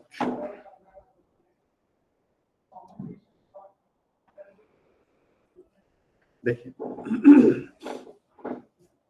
अब हम लोग एप्लीकेशन ऑफ स्लोप की बात करते हैं। तो पहला एप्लीकेशन है कोलिनियरिटी को लेकर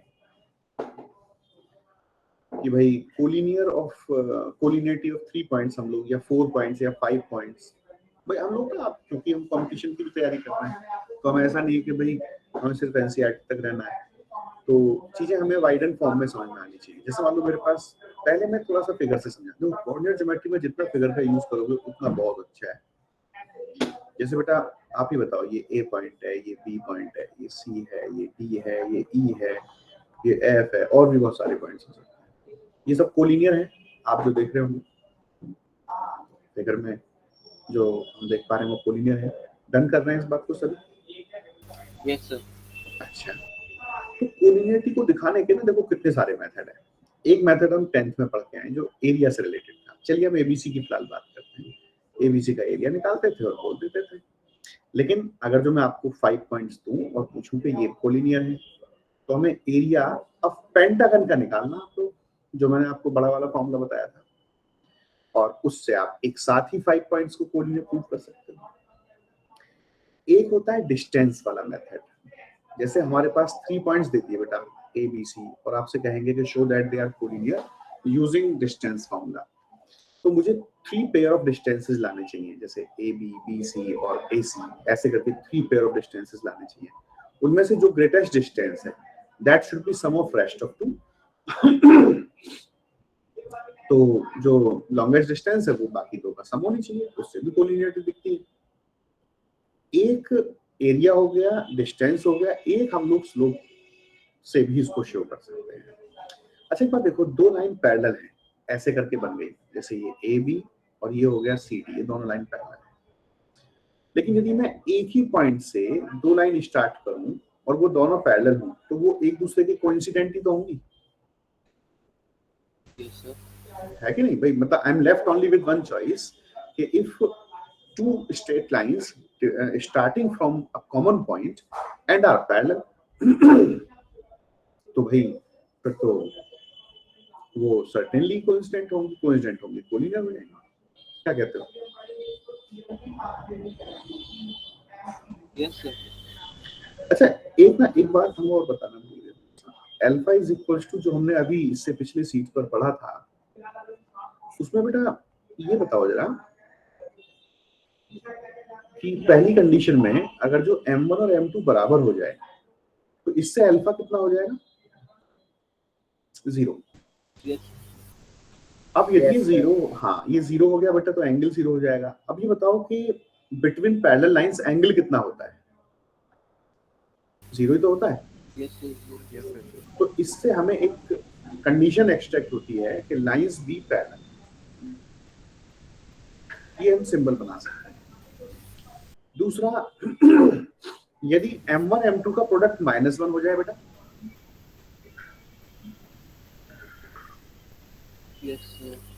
तो नीचे 0 हो जाएगा डिनोमिनेटर में। भाई आप देखो m1 m2 आपने -1 रख दिया तो 1 - 1 तो 0 हो जाएगा ना। और अगर जो 0 है something non zero divided by 0 तो बेटा इन्फिनिटी हो जाएगा। Yes sir. और इन्फिनिटी, हाँ इन्फिनिटी एंगल कब कहते थे आप जरा ये बता दो बस। 90 डिग्री में। बिल्कुल ठीक, अल्फा इज इक्वल्स टू π/2 कहता हूँ। और जब 2 लाइन π/2 एंगल पर होती हैं तो हमें कोई प्रॉब्लम नहीं है कहने में कि लाइंस भी परपेंडिकुलर ही उसका सिंबल है।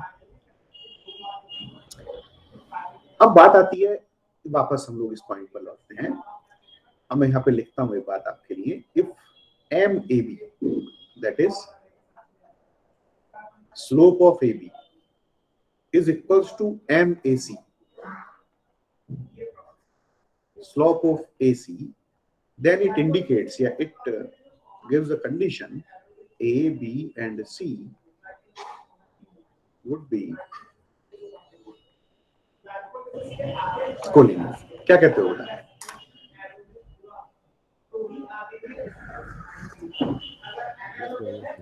भाई आप ना किसी भी पॉइंट से शुरू कर लो, ऐसा नहीं है ऐसे ही करेंगे हम लोग। आप बी से कर लो, बी ए और बी सी का स्लोप ले आओ। अब मान लो मैं यहाँ पर एक एग्जांपल ले लूंगा आपके लिए। कि भाई एक पॉइंट है ए जिसको 2 3 से कहा, इसको 7 6 से कह देता हूँ और इसको लैम्डा 5 से कह देता हूँ।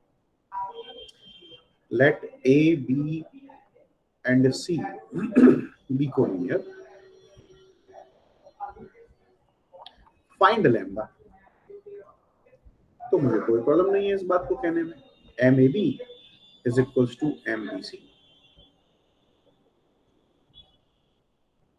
ये बात अलग है कि अभी हमने इसको सीखा नहीं है कि how to find slope of line joining two points. अभी हमने एंगल वाला सीखा है। इसको भी हम लोग लिख, आता है वैसे आपको ना, आता होगा y2 minus y1 divided by एकदम ठीक। Yes sir.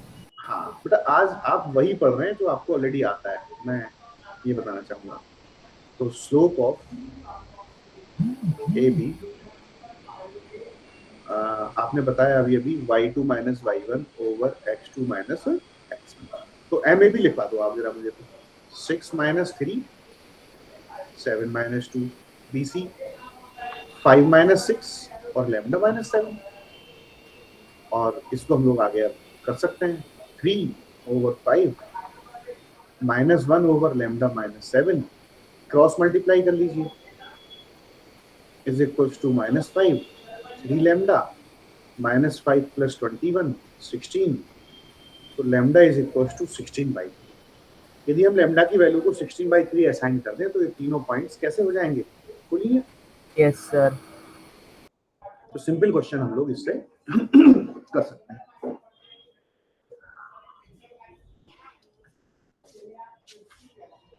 चलिए, तो ये बात भी हमारी क्लियर होगी। अब स्लोप को लेकर हमें एक तो स्लोप एंगल के थ्रू या 2 पॉइंट्स के थ्रू या एंगल बिटवीन 2 लाइंस या फिर जो दोनों एंगल होते हैं उनमें से एक एंगल एक्यूट और एक ऑब्ट्यूज होता है।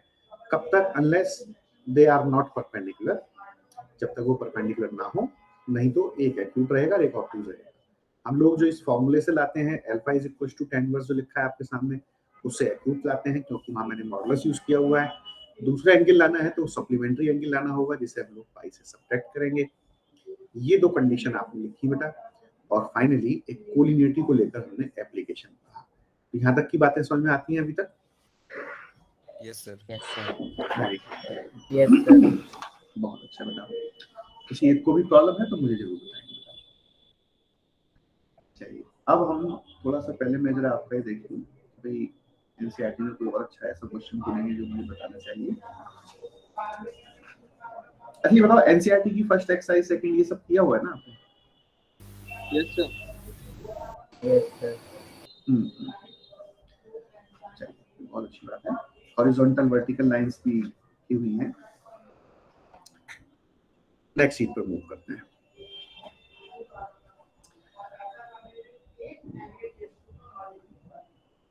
और यदि हम रिव्यू के पॉइंट ऑफ व्यू से आगे समझें तो हॉरिजॉन्टल वर्टिकल लाइंस हमारे लिए क्लियर है, कोलिनियरिटी हमारे लिए क्लियर है, और सेक्शन फॉर्मूला और ये सब तो पुरानी बातें थी।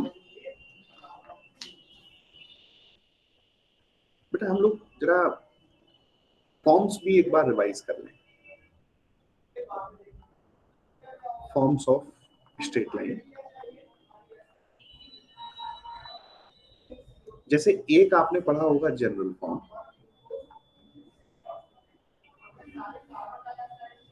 एक आपने पढ़ा होगा slope intercept form,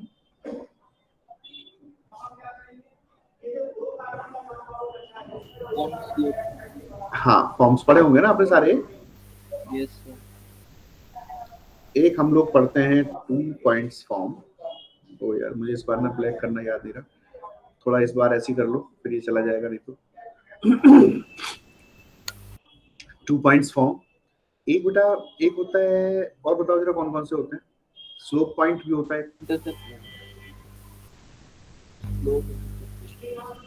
slope point form होता है, एक अकेले इंटरसेप्ट होता है, यस सर।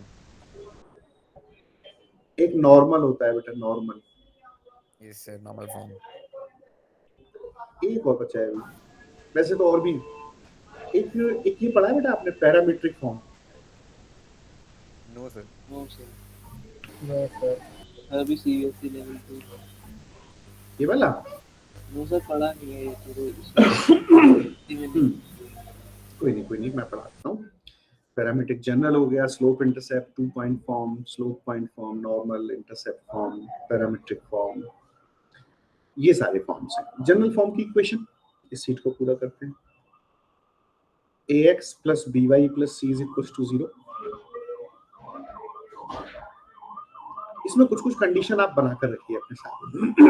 तो बेटा जो कंपटीशन के क्वेश्चन होते हैं, जेईई के क्वेश्चन होते हैं, आप यदि कुछ भी कोई भी पेपर में उठा के देखें ना, आप पक्का ये पाओगे कि अब क्वेश्चन ना सिंगल टॉपिक से नहीं आता।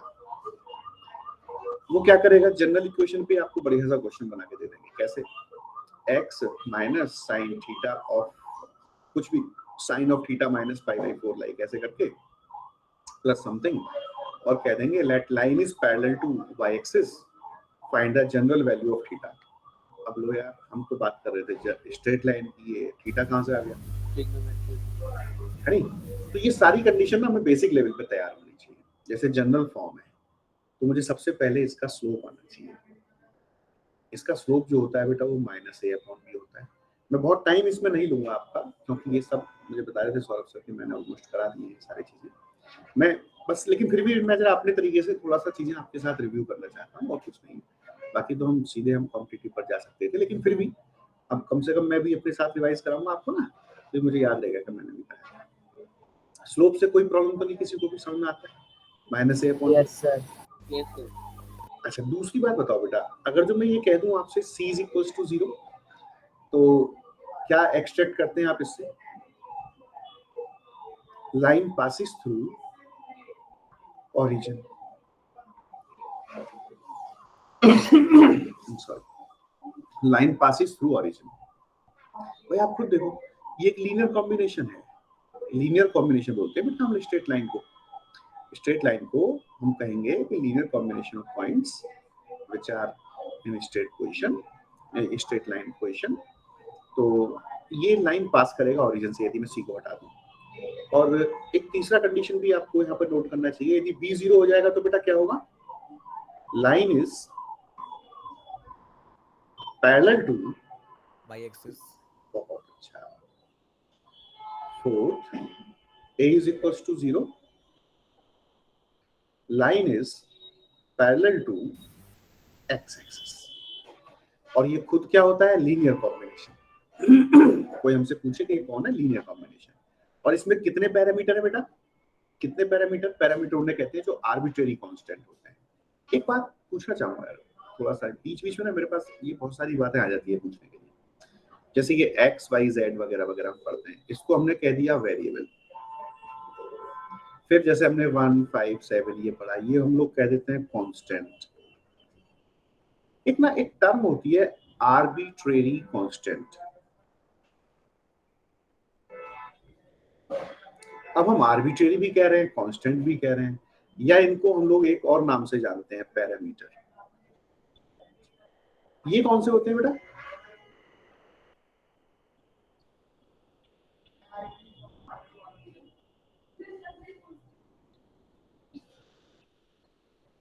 भाई वेरिएबल आपने सुना होगा, 9 से सुनते आ रहे हैं, कांस्टेंट भी सुनते आ रहे हैं, लेकिन ये आर्बिट्रेरी का क्या मैटर है?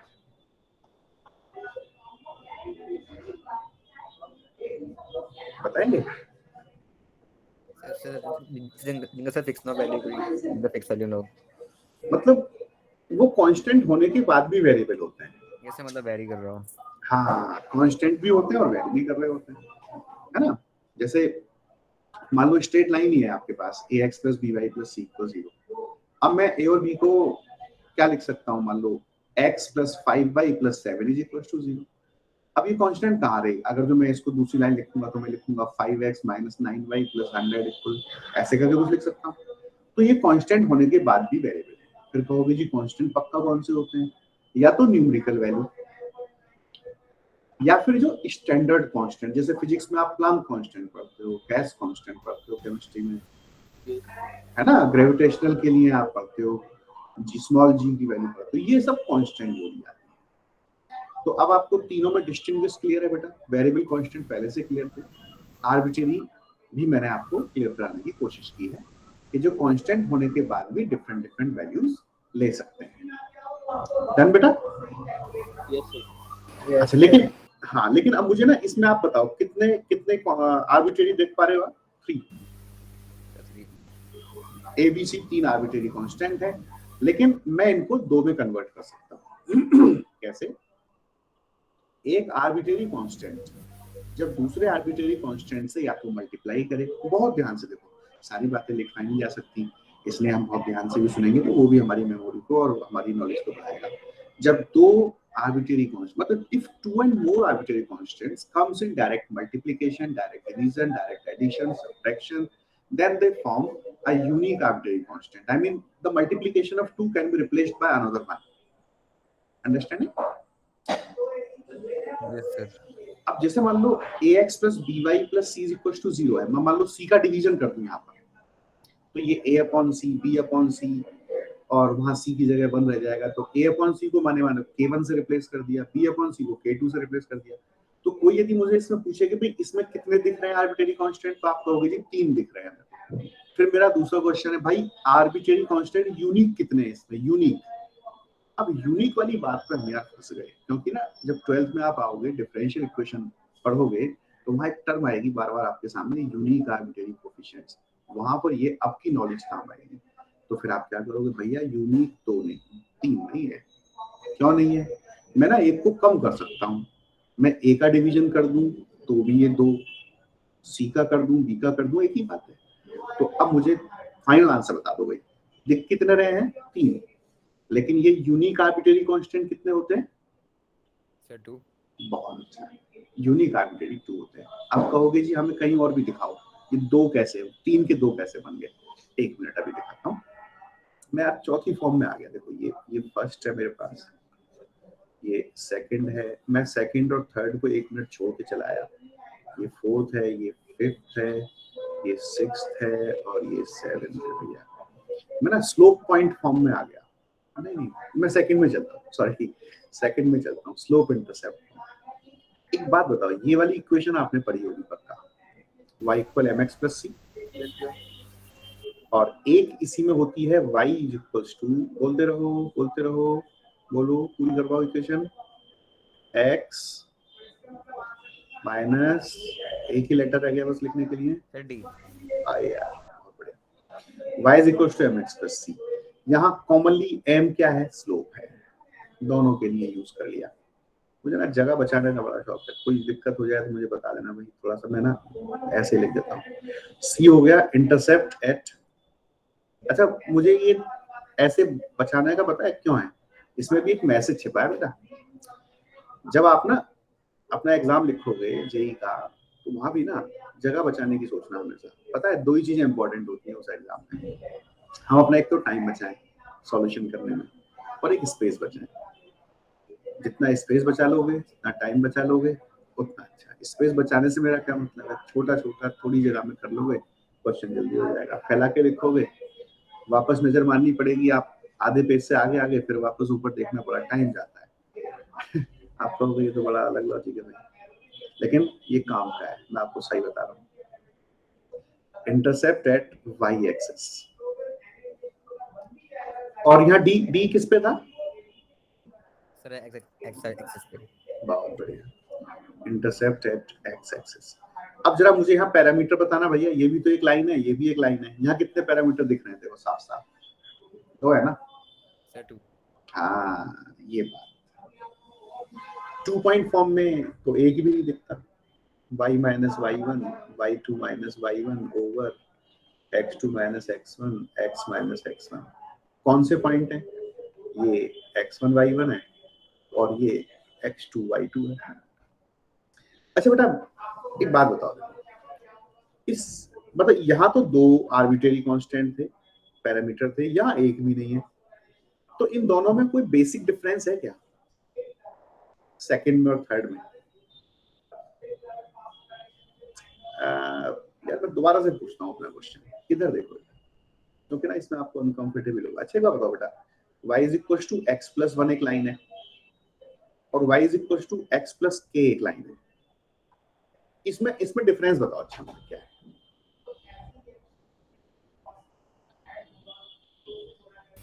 सर ये हमें नहीं पता।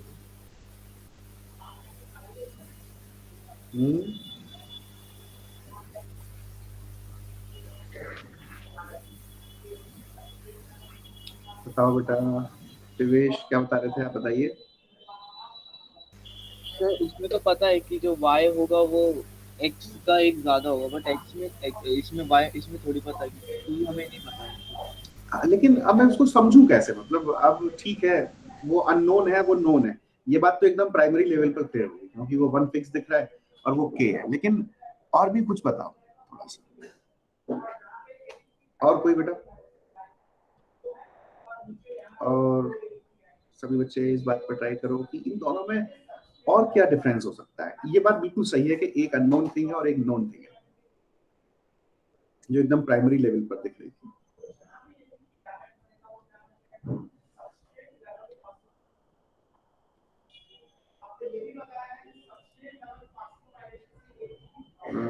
बताओ बेटा, विशेष बताओ, आप सिद्धार्थ। सर यहाँ पे सर एक के आंसर कांस्टेंट है और एक के अंदर पैरामीटर है। हाँ, अब वो पैरामीटर उसे कैसे डिफरेंट कर देगा, मतलब वो कर क्या देगा आखिर, पैरामीटर हो गया तो वो क्या गया वहाँ पे। वहाँ पे सर मतलब दो होगा ना, सबसे पहले एक तरफ दो पैरामीटर हो गए। नहीं, पैरामीटर तो ओनली एक वन है, y is equals to x plus k। Okay sir, okay, मुझे लग गया x काउंट होता है। x तो वेरिएबल माना जाएगा। इशिका आप बताओ बेटा, कृष्णा, इशिका। पता नहीं। अच्छा कोई बात नहीं। Mansi, Krishna. Don't know sir. No problem, मैं बताता हूँ।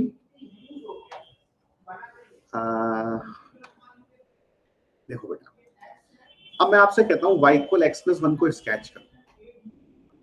आप फटाक से क्या करोगे, जैसे आप 6th चैप्टर में थोड़ा तो पढ़ लिए होगे, जो इनइक्वालिटी पढ़ी थी आपने, यस सर। या है ना लीनियर इनइक्वालिटी जो होता है, आप फटाफट से क्या करते हो, x को 0 रख दो, y इक्वल 1 आ गया, एक पॉइंट यहाँ पकड़ लिया आपने, और आप कहोगे कि y को 0 रख देता हूँ, x माइनस 1 आ गया, एक पकड़ लिया मैंने यहाँ पे और फटाक से एक स्केच कर दिया, ये लाइन बन के मेरे को तैयार हो गई।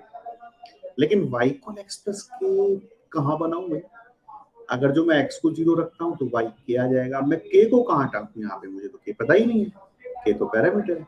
इसका मतलब हुआ क्या कि y इक्वल x प्लस के एक लाइन नहीं है, एक लाइन नहीं है ये, this is family of line and y equal x plus 1 is one of the member of this family. And what is the common characteristic of these lines, this family, why we are recalling it as a family, it is a family that every member has its slope 1.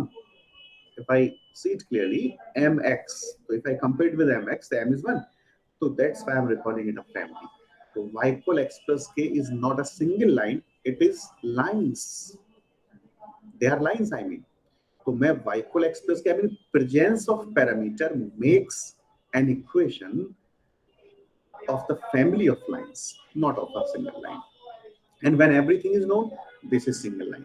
So what you see here, there is no parameter, everything is known to us. तो आप जानते भी हैं, देखो geometrically आप जानते भी हैं, यदि मैं आपको दो लाइन दूंगा तो भाई उससे जाइए एक ही तो लाइन जा सकती है, इसलिए वो एक लाइन में आंसर आया। जबकि मैं आपको अननोन स्लोप दूं, अननोन इंटरसेप्ट दूं, तो आप कहोगे यार इनफाइनाइट लाइन चली जाएंगी। जब मैं आपको कह दूंगा भाई स्लोप 5 है और इंटरसेप्ट 7 का डाला, तो आप कहोगे ठीक है अब एक लाइन होगी। तो आगे के लिए क्लियर हो गई ये बात? Yes sir. बहुत बढ़िया तरीके से क्लियर। ऐसा ये जो बेसिक जब हमारा स्ट्रांग हो जाता है ना, फिर मजा मतलब अच्छा लगने लगता है, फिर ऐसे लगने लगता है कि हमारी कमांड है यार, आप कोई भी क्वेश्चन दे दो, हमें कोई दिक्कत नहीं है, हम ऐसे ही हंसते खेलते करते रहेंगे क्वेश्चन। जैसे हम किसी लाइन का स्लोप निकालने को समझते हैं, वैसे हम किसी डिफिकल्ट प्रॉब्लम को भी समझते हैं। हमारे लिए दोनों बराबर बराबर है, क्योंकि जब हमारा बेसिक स्ट्रांग है तो हमें कोई पता ही नहीं कौन डिफिकल्ट होता है कौन आसान होता है, हमारे लिए सब एक जैसे प्रॉब्लम है। तो y equal x plus k क्या हो गया, बेसिकली फैमिली ऑफ लाइंस। अब ये एक यूनिक लाइन थी, इसलिए इसमें कोई पैरामीटर नहीं है, दो पॉइंट से एक ही लाइन जा सकती है। स्लोप पॉइंट फॉर्म, बेटा हम लोग कॉलर्स तैयार कर रहे हैं यूनिक का, y minus y1 is equals to m x minus x, ये स्लोप पॉइंट फॉर्म होता है। इसमें एक पैरामीटर है अननोन स्लोप, नोन पॉइंट। तो आप जानते भी हो एक ही पॉइंट से इनफाइनाइट लाइन जा सकती है। दिखाता हूँ, देखो इनफाइनाइट लाइन जा सकती है एक ही पॉइंट से, ऐसे करके, है ना बेटा? तो सर यहाँ पे इसलिए 2 पॉइंट इसलिए एक ही लाइन है। हाँ देखो, अब इसमें इसलिए तो पैरामीटर नहीं था, जबकि इसमें एक पैरामीटर डालना पड़ा हमें। क्यों डालना पड़ा? क्योंकि एक पॉइंट से जाने वाली लाइन यूनिक नहीं होती, वो तो इनफाइनाइट लाइन हो सकती है। Done? Yes sir. Yes, sir. Good. मैं इसलिए इन फॉर्म्स को पढ़ा रहा हूँ अपने अलग वे में, ताकि कोई एडवांस सी प्रॉब्लम आपके सामने आए। कई बार बड़ी भयानक प्रॉब्लम डाल देते हैं इस पर। जरा सी इक्वेशन है, एक बार मैं आपको बताऊं, फिर बाद में बताऊंगा कि उन्होंने एक जनरल सर्किल का इक्वेशन डाला था और ये प्रोडक्ट डाल के और पूछ लिया 4 ऑप्शन देके, जो बताओ ए बी सी के इन वैल्यूज के लिए ये कौन सी फैमिली रिप्रेजेंट करता है। लोग, ये कोई क्वेश्चन है? मतलब बेसिक एकदम क्वेश्चन है, जिसको ये सब चीजें आती हैं उसके लिए वो लड्डू था, है ना? वो खा गया उसको, वरना तो यार ये क्या प्रॉब्लम आ गई, हम तो वो करके आए थे टेंजेंट, नॉर्मल, कॉर्ड और ये वो ये कहाँ से आ गया? ऐसे फंसा देते हैं लोग बच्चों को। तो y minus y1 equal m of x minus x1 m सो है। आगे बढ़ते हैं। इंटरसेप्ट फॉर्म को क्या कहेंगे भाई? x over a, y over b is equal to 1। और इसमें a क्या होता है बेटा? लिखो, इंटरसेप्ट x एक्सिस, और b क्या होता है जी? Y intercept to X. The Y axis का intercept. एकदम ठीक, y एक्सिस पर इंटरसेप्ट। इस पे हम ज्यादा डिस्कशन नहीं कर रहे। a intercept at x axis यदि नेगेटिव है, जैसे मान लो मैं एक लाइन आपके लिए लिख दूं कि भाई ये मिटानी पड़ेगी मुझे ये सीट पूरी करनी है। 5x minus 3y is equal to 2। बस ऐसी इसको देख के मुझे बता दो कि ये कौन से क्वाड्रेंट से पास होगी लाइन। देखो मैं आपसे ऑनेस्टली कहूंगा कि ये कोई भी पॉइंट चेक करके ना देखे, सिर्फ इंटरसेप्ट बेसिस बताओ कहां से पास होगी। कोई भी पॉइंट ना डाले, x को y को 0, मैं बता भी रहा हूँ और मना भी कर रहा हूँ, लेकिन इंटरसेप्ट बेसिस बताओ ये कहां से गुजरेगी। Fourth quadrant. बहुत ही बढ़िया, बहुत ही बढ़िया। x इंटरसेप्ट पॉजिटिव था, y इंटरसेप्ट नहीं, ऐसे लगाया करोगे आप। मान लो मैं आपसे कहूँ minus x plus 5y minus 1 is equal to 0। जल्दी से सेकंड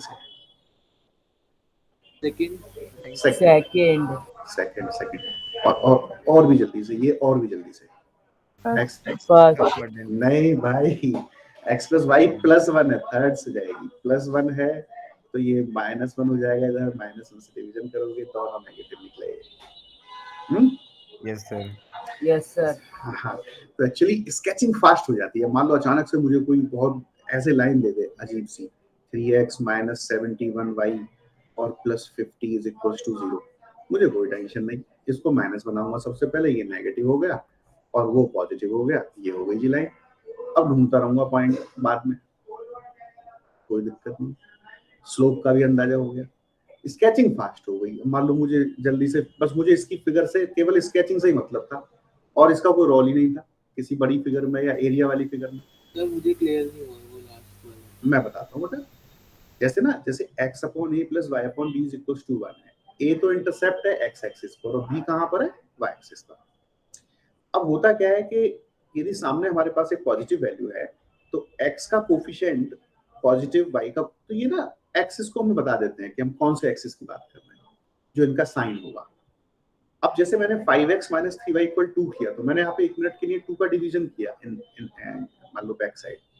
अब जैसे मैं 2 का डिवीजन करूंगा तो ये मेरे को कैसे मिलेगा? x upon 5/2 sorry 2/5 plus y upon minus 2/3 और इज इक्वल टू 1। अब जैसे मैंने कंपेयर किया तो ये a है और ये b है मेरे पास, तो x एक्सिस पर तो पॉजिटिव साइड में इंटरसेप्ट है और y एक्सिस पर नेगेटिव साइड में इंटरसेप्ट है। तो अब आप मुझे बताओ कि कार्टेशियन प्लेन में positive intercept of x axis तो इधर होगा और नेगेटिव y एक्सिस इधर होगा, तो ऐसे जाएगी फिर लाइन। Okay sir. हाँ, मैं ये कहना चाह रहा हूँ। अब जैसे x plus y plus 1 equal 0 है तो हम क्या करेंगे? Minus x minus y is equal to 1। x का कोफिशिएंट भी नेगेटिव, y का भी नेगेटिव, तो दोनों इंटरसेप्ट नेगेटिव हो गए। अब we are left only with one choice कि अब तो लाइन ऐसे ही जाना पड़ेगा उसको। Yes sir. ऐसे होता है। तो जब भी कोई लाइन इस तरह से हमारे सामने आए तो हम उसमें टाइम ज्यादा नहीं लेंगे। तो हम लोग ना थोड़ा सा जो ट्रेडिशनली करते आ रहे हैं, पॉइंट चेक करो, वो करो, स्केचिंग में हम सिर्फ फटाफट एकदम स्कैन कर लेंगे लाइन को देखते ही, यार ये वहां से जाएगी, बात खत्म। अब मुझे उसका स्लोप का डिस्कशन करना, मैं आगे बढ़ जाऊंगा फटाक से। अगर जो कोई इस तरह से इंक्लिनेशन शो कर रही है, इस तरह से आपके हाथ के राइट की साइड की तरफ को, तो वो एक्यूट एंगल का, तो उसका स्लोप हमेशा पॉजिटिव होगा। कोई इस तरह से इंक्लिनेशन कर रही है, उसका हमेशा स्लोप नेगेटिव होगा। ये आप समझ जाइए। तो ये हमें ना, ये जो हमारी ट्रिक्स होती है, जो हमें क्वेश्चन को सॉल्विंग में हमें चाहिए इनकॉर्पोरेट करनी पड़ती है, वो हमें मिल जाती है इस चीज से। इसलिए मैं ये सारी चीजें ना एक ब्रीफ लेवल पर आपको थोड़ा सा रिवाइज करना चाह रहा हूँ, तो मुझे फिर अपने तरीके से कराना है सारी चीजों को। तो आप बिल्कुल एकदम मेरे साथ साथ चलें। फिर चलिए, अब हम नॉर्मल फॉर्म की बात करते हैं वापस। नॉर्मल फॉर्म, यार ये ना कई बार थोड़ा सा प्रॉब्लम रहती है बच्चों को ना, इसमें थोड़ा सा कंफ्यूजन रहता है। x cos alpha plus y sin alpha is equals to p होता है, और ये आपने पढ़ी होगी, बनाई भी होगी। ये ऐसे होता है, और लाइक ऐसे करके कोई लाइन है हमारे पास, मान लीजिए ये लाइन है हमारे पास। अब इसमें कौन क्या है वो थोड़ा सा डिस्क्रिप्शन हमें अच्छे से चाहिए। देखो p क्या है, distance of line from origin.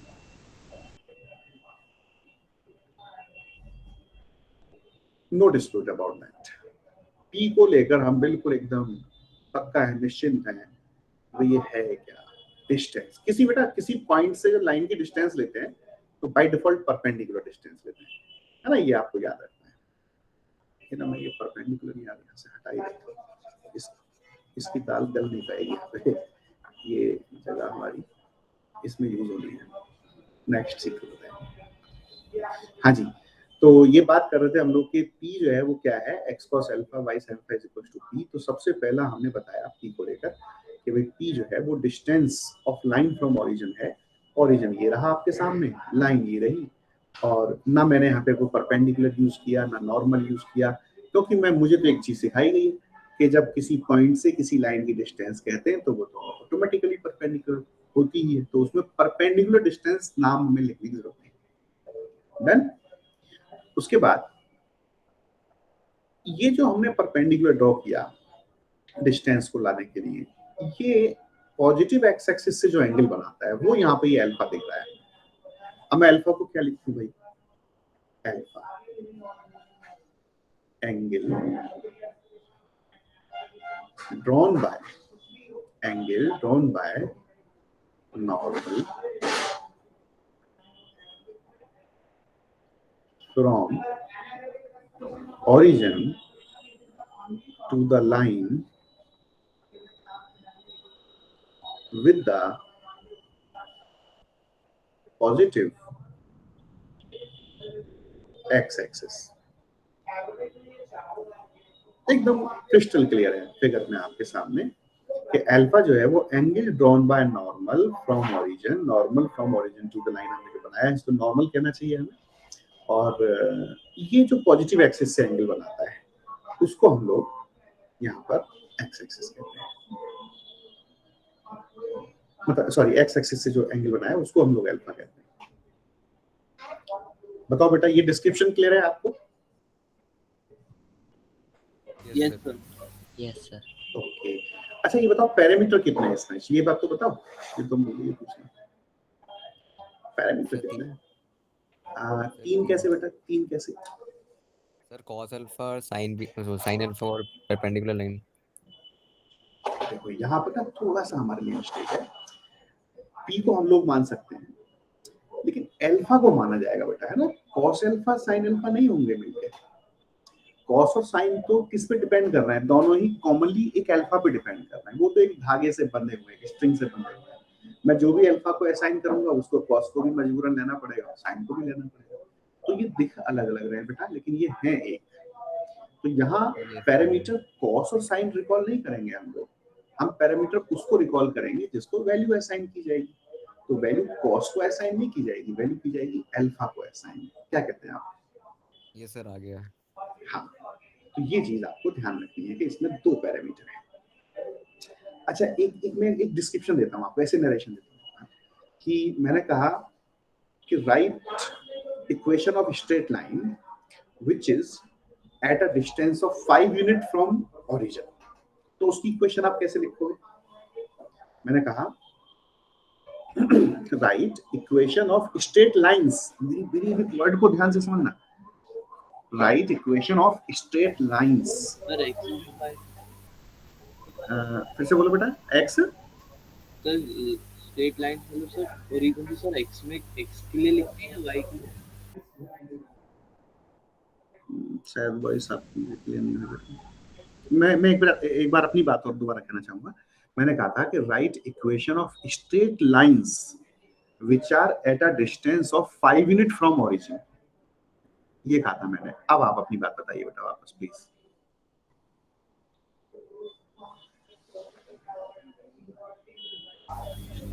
Sir sir 5 unit sir, पर लाइन तो 5 यूनिट्स पे डिस्टेंस पे x पे भी बन सकती, x से भी बन सकती है, y से भी। कहीं से भी बन सकती है ना। मान लो मैं इसको 5 रख दूं, ऐसे भी हो सकती है लाइन, ऐसे भी हो सकती है, ऐसे भी हो सकती है, थोड़ा और टिल्ट कर दूं उससे भी हो सकती है। तो इसका मतलब लाइंस तो बहुत सारी बन सकती हैं भाई। जैसे मान लो ये भी एक लाइन है, ऐसे भी तो हो सकती थी एक लाइन इधर से, ऐसा नहीं कि वो इधर से बनाएगी, ऐसे भी 5 डिस्टेंस पर हो सकती थी। थोड़ा मैं और टिल्ट कर दूं तो भी हो सकती थी 5 पे। तो इसका मतलब ये हुआ कि हम पी को तो फिक्स कर रहे हैं बेटा, लेकिन अल्फा फिक्स नहीं होगा। तो उस फैमिली को ना मैं ऐसे लिखूंगा, वो फैमिली होगी, अभी भी एक फैमिली होगी, और यहाँ मैं आपसे 5 करूंगा। ये मैं इसलिए पढ़ा रहा हूँ, ये मुझे डिफरेंशियल इक्वेशन में आपसे वापस चाहिए होगा विद एक्स्ट्रा नॉलेज। तो x cos alpha plus y sin alpha equal p, ये वो डिस्क्रिप्शन था जो मैंने अभी आपको दिया, और उसके लिए ये लाइन मेरे को लिखनी पड़ेगी। This is not a unique line but a family of lines whose common characteristics that कि they all are at a certain distance from origin, जो कि 5 यूनिट मैंने आपको दिया। अब इसमें कितने पैरामीटर हैं बेटा? सर 1। बहुत बढ़िया, इसमें 1 पैरामीटर है। एकदम ठीक है। तो चीजें समझ में आ रही है? अभी मैं इनका कन्वर्जन भी आपको थोड़ा सिखाऊंगा। देखो मुझे शुरुआत में बहुत टाइम लगता है, देखो थोड़ा सा ना शुरुआत में मुझे टाइम लगता है, फिर अच्छे से बातें एकदम बेसिक क्लियर होती चली जाएंगी। नेक्स्ट शीट पे मूव कर जाऊं। Yes sir. Yes sir. देखिए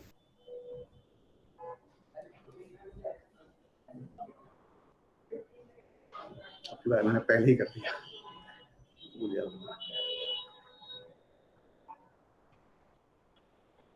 ये बहुत बढ़िया फॉर्म है, parametric form.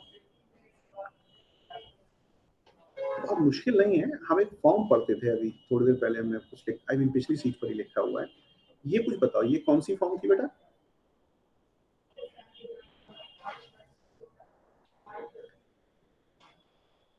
Sir point form, slope point form. हाँ, इसको हम लोग स्लोप पॉइंट फॉर्म कहते हैं। अच्छा, इसमें ना यदि कोई मुझसे कहे कि जरा फिगर भी बना के दिखा दो यार, ये ना थोड़ी समझ में आ जाएगी फिर मुझे। जैसे एक लाइन मैंने ऐसे बना ली और पीछे तक बना, मान लीजिए ये अल्फा है, तो जो मैंने फिलहाल ये एम जो लिखा हुआ है ना, उसको मैं क्या लिख सकता हूँ आराम से, tan अल्फा लिख सकता हूँ। ये लाइन है और ये कहीं से पास हो रही है, कुछ दिया हुआ है मेरे को यहाँ पे, एक नोन पॉइंट दिया हुआ है, मतलब कंप्लीट डिस्क्रिप्शन ये है इसका। A line which is passing through x1 y1 and having its slope m, where m is equals to tan alpha and alpha is angle drawn by line with the positive direction of x-axis. Completely हमारे सामने line unfold है। अब इन्होंने parametric वालों ने क्या सोचा कि भाई एक काम करते हैं, इस m को ना tan alpha लिख दो। पैरामीटर तो बड़ा नहीं, पैरामीटर तो पहले m था तो अब अल्फा हो गया, y माइनस y1। क्या मैं इसको ऐसे लिख सकता हूँ, sine alpha over cos alpha? Yes है ना, सर। बिल्कुल लिख सकते हैं। अच्छा जी, अब यहीं से दूसरी कहानी शुरू होगी, x माइनस एक्स एल्फा। एक काम करते हैं, x minus x 1 over cos alpha is equals to y minus y 1 over sine alpha. कोई हमें नहीं रोकेगा, लिख सकते हैं। Yes sir. यही पैरामीट्रिक फॉर्म होती है। इसमें हम एक अननोन थिंग को इंट्रोड्यूस करते हैं। इस रेशियो को किसी के तो एक को लिख दें, मान लो k को लिख दिया मैंने। अब ये k कौन है भाई, इस k का क्या रोल है, ये भी कोई फ्री में नहीं रखा गया है यहाँ पे, इसका भी कोई रोल है और ये मीनिंगफुल है। मेरा मतलब है फिलहाल सबसे पहले तो मैं आपसे ये कहना चाहूंगा कि this is known as parametric form. इसमें कौन क्या है ये सब आप जानते हैं। x1 y1 एक पासिंग पॉइंट है which are situated at line. Alpha angle है drawn by line with the positive direction of x-axis. And what is description of k? वो मैं आपको पहले प्रूफ करके दिखाऊंगा कि k है कौन, फिर उसका description लिखवाऊंगा।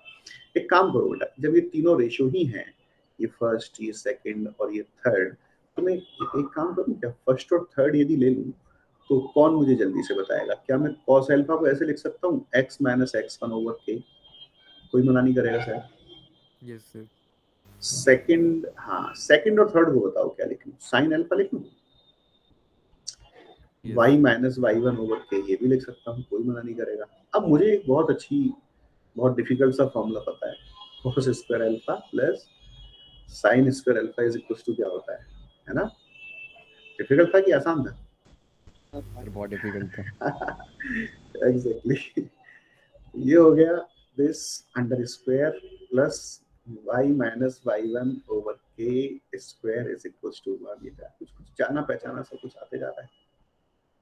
x minus x1 whole square plus y minus y1 whole square is equal to k square. अब आप मुझे बताओगे ये कौन है? ये डिस्टेंस बता रहा है x y और x। ये sir distance formula. Distance formula बन गया ये तो फिर k को क्या लिखूं? अब लिखा हो गया k, which denotes the distance between x y x1 y1, denote the distance between। अब हमारी जो लैंग्वेज है यहाँ पर डिस्क्रिप्शन की, उसमें अंतर देखना मैंने क्या लिखा और इससे क्या समझ में आया हमें कि here k denote the distance between a given point and an unknown point at a line। ये है बेटा एक्चुअली जो मैं करना चाहता हूँ। मतलब xy और x1 y1 तो हमें फिगर में और उसमें दिख रहे हैं, लेकिन उनके नाम से मैं समझाना चाहता हूँ कि इसका मतलब ये k जो है ना, वो एक नोन और अननोन पॉइंट के बीच का डिस्टेंस है।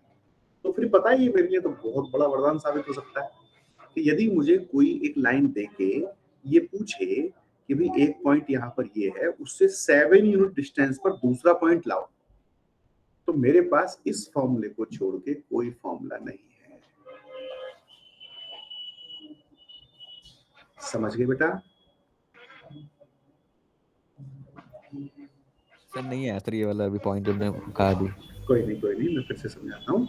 मैंने यहाँ पर k को लिखा है कि denote the distance between a given point आपका x1 y1 है and N unknown point at the line. Unknown point x, y है, it may be anywhere on the line, है कि नहीं भाई? ये तो लाइन पे कहीं भी हो सकता है, ये तो वेरिएबल पॉइंट है और variable point may be anywhere.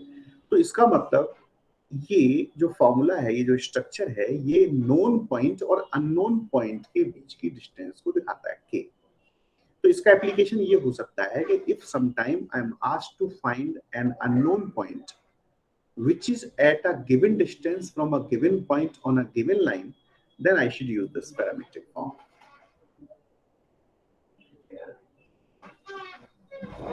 फिर से समझो, take your time, not in hurry. मेरा कहना फिर से यही है कि जो k है ये एक गिवन और अननोन पॉइंट के बीच का डिस्टेंस है और इससे हमें क्या हेल्प मिलती है? यदि कोई मुझे गिवन डिस्टेंस पर एक अननोन पॉइंट के कोऑर्डिनेट पूछे तो मैं इस फॉर्मेट को यूज कर सकता हूँ। बहुत आता है, एडवांस में कई बार पूछा गया है। ओके सर आगे आ रहा है तो मैं इस पर एक एग्जांपल ले लूं बेटा, आई थिंक वो आपको और क्लियर करेगा। Yes sir. हाँ, मैं एक एग्जांपल ले लेता हूँ। नेक्स्ट शीट पे मूव कर जाऊं? Yes sir. Yes sir.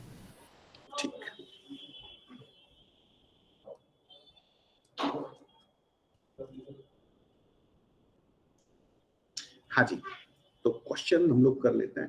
Question ये है कि फाइंड अ पॉइंट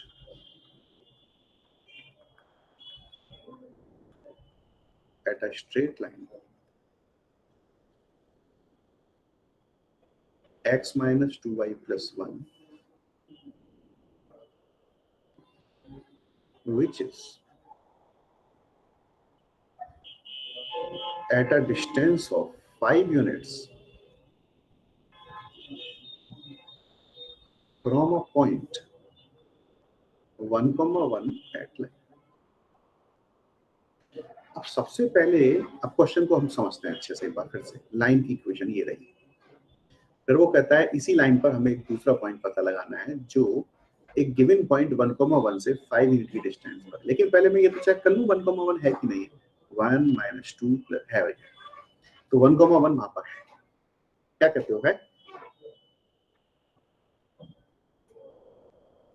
1, 1 बेटा है ना इस लाइन पर? चलिए, अब जहां डिस्टेंस की बात आई और लाइन पर सिचुएटेड दूसरे पॉइंट की बात आई तो हमें एक ही फॉर्मूला याद आया, x minus x1 over cos alpha, y minus y1 over sin alpha और is equals to मैंने बोल दिया k। अब कौन क्या है देखो, इन्होंने कोई साइन नहीं दिया यहाँ पर। कई बार ये बेटा बैक देखो, किसी आप खुद सोचो एक लाइन पर गिवन पॉइंट से फॉरवर्ड डायरेक्शन में भी पॉइंट हो सकता है और बैकवर्ड डायरेक्शन में भी हो सकता है। yes, sir. लेकिन जब इन्होंने कोई हमें डायरेक्शन नहीं दी तो बाय डिफॉल्ट फॉरवर्ड डायरेक्शन माना करेंगे और फॉरवर्ड पॉजिटिव के साथ ली जाती है और बैकवर्ड माइनस के साथ। कई बार ये लोग सिर्फ ना फॉरवर्ड कहेंगे ना बैकवर्ड, -5 कह देंगे आपसे तो माइनस ले लेंगे, हमें कौन सी बात है। डायरेक्शन देंगे तो उससे समझ जाएंगे। राइट ऑफ या बिफोर ऐसे करके भी वर्ड यूज कर सकते हैं तो भी हम उससे समझ जाएंगे। बिफोर का मतलब लेफ्ट में जा रहे हैं, राइट का मतलब आगे जा रहे हैं। क्यों जी, क्या कहते हो? yes, sir. अच्छा, अब हमें लाना क्या है? लाना है हमें x और y, अननोन पॉइंट लाने। गिवन क्या क्या है? जो x1 y1 है वो गिवन है जी 1, 1। अल्फा कहां से लाऊं? अल्फा स्लोप से आएगा, कोई डरने की बात नहीं। m कितना है? m हमें अभी भी समझाया गया था -a/b है। a कौन है यहाँ पर? a1 है। b कौन है? Pick it with sign 1/2। इसी को मैं tan अल्फा कहूंगा। लेकिन यार ये तो नया काम हमें और मिल गया, cos अल्फा sin अल्फा निकालना था। कोई बात नहीं, एक ट्रायंगल को बुला लेते हैं 1, 2 और यहाँ ये √5 हो गया, ये अल्फा एंगल। cos अल्फा हमें समझ में आता है 2/√5 हो गया। sin अल्फा भी हमें समझ में आता है 1/√5 हो गया। k भी हमें समझ में आता है कि 5 हो गया। अब सब कुछ तो हमें क्लियर है बेटा। अब इस फॉर्मूले को मैं उठा लेता हूँ और जो जो पता है ना सब वैल्यू रख डालो। y - 1 over 1/√5 is equals to k हमारे पास है। बेटा फिलमेंट ऑफ वैल्यू क्लियर है आप सबको? Yes sir.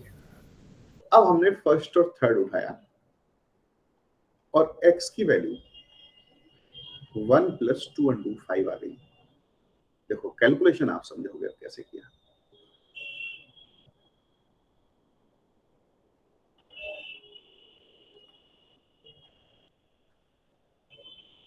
बताने की जरूरत है बेटा? नो सर, आ गया समझ में। बहुत अच्छा, इस तरह से हम कर सकते हैं। और यदि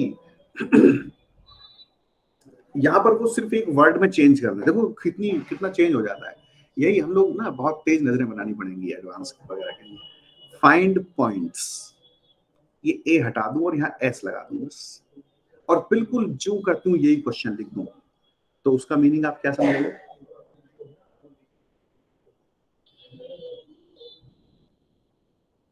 फिर से मेरा क्वेश्चन समझिए। मैंने ए हटा दिया और पॉइंट को लिख दिया पॉइंट्स, और बिल्कुल सेम बाकी सब कुछ एक एक वर्ड वैसा ही कॉपी कर दिया। फिर आप क्या समझेंगे? पॉइंट्स निकालने। हाँ, और फिर क्या चेंज करेंगे बताओ यार। फिर 1 - x कर देंगे, x - 1 की जगह। x माइनस तो वही रहेगा बेटा, जो ये k हमने 5 लिया है ना, ये प्लस माइनस 5 हो जाएगा। यस सर, क्योंकि फिर पॉइंट्स तो हाँ, वो मतलब आपसे इस डिस्टेंस पर दोनों डायरेक्शंस में पॉइंट चाहते हैं, समझ गए ना बात? Yes sir. Okay sir. हाँ, अरे यार एक एक पॉइंट पे ना जरा जरा सी चीज पे क्वेश्चन बदल जाता है, यही तो देखने वाली बात है। The black. हाँ अच्छा, ठीक क्या हो गया?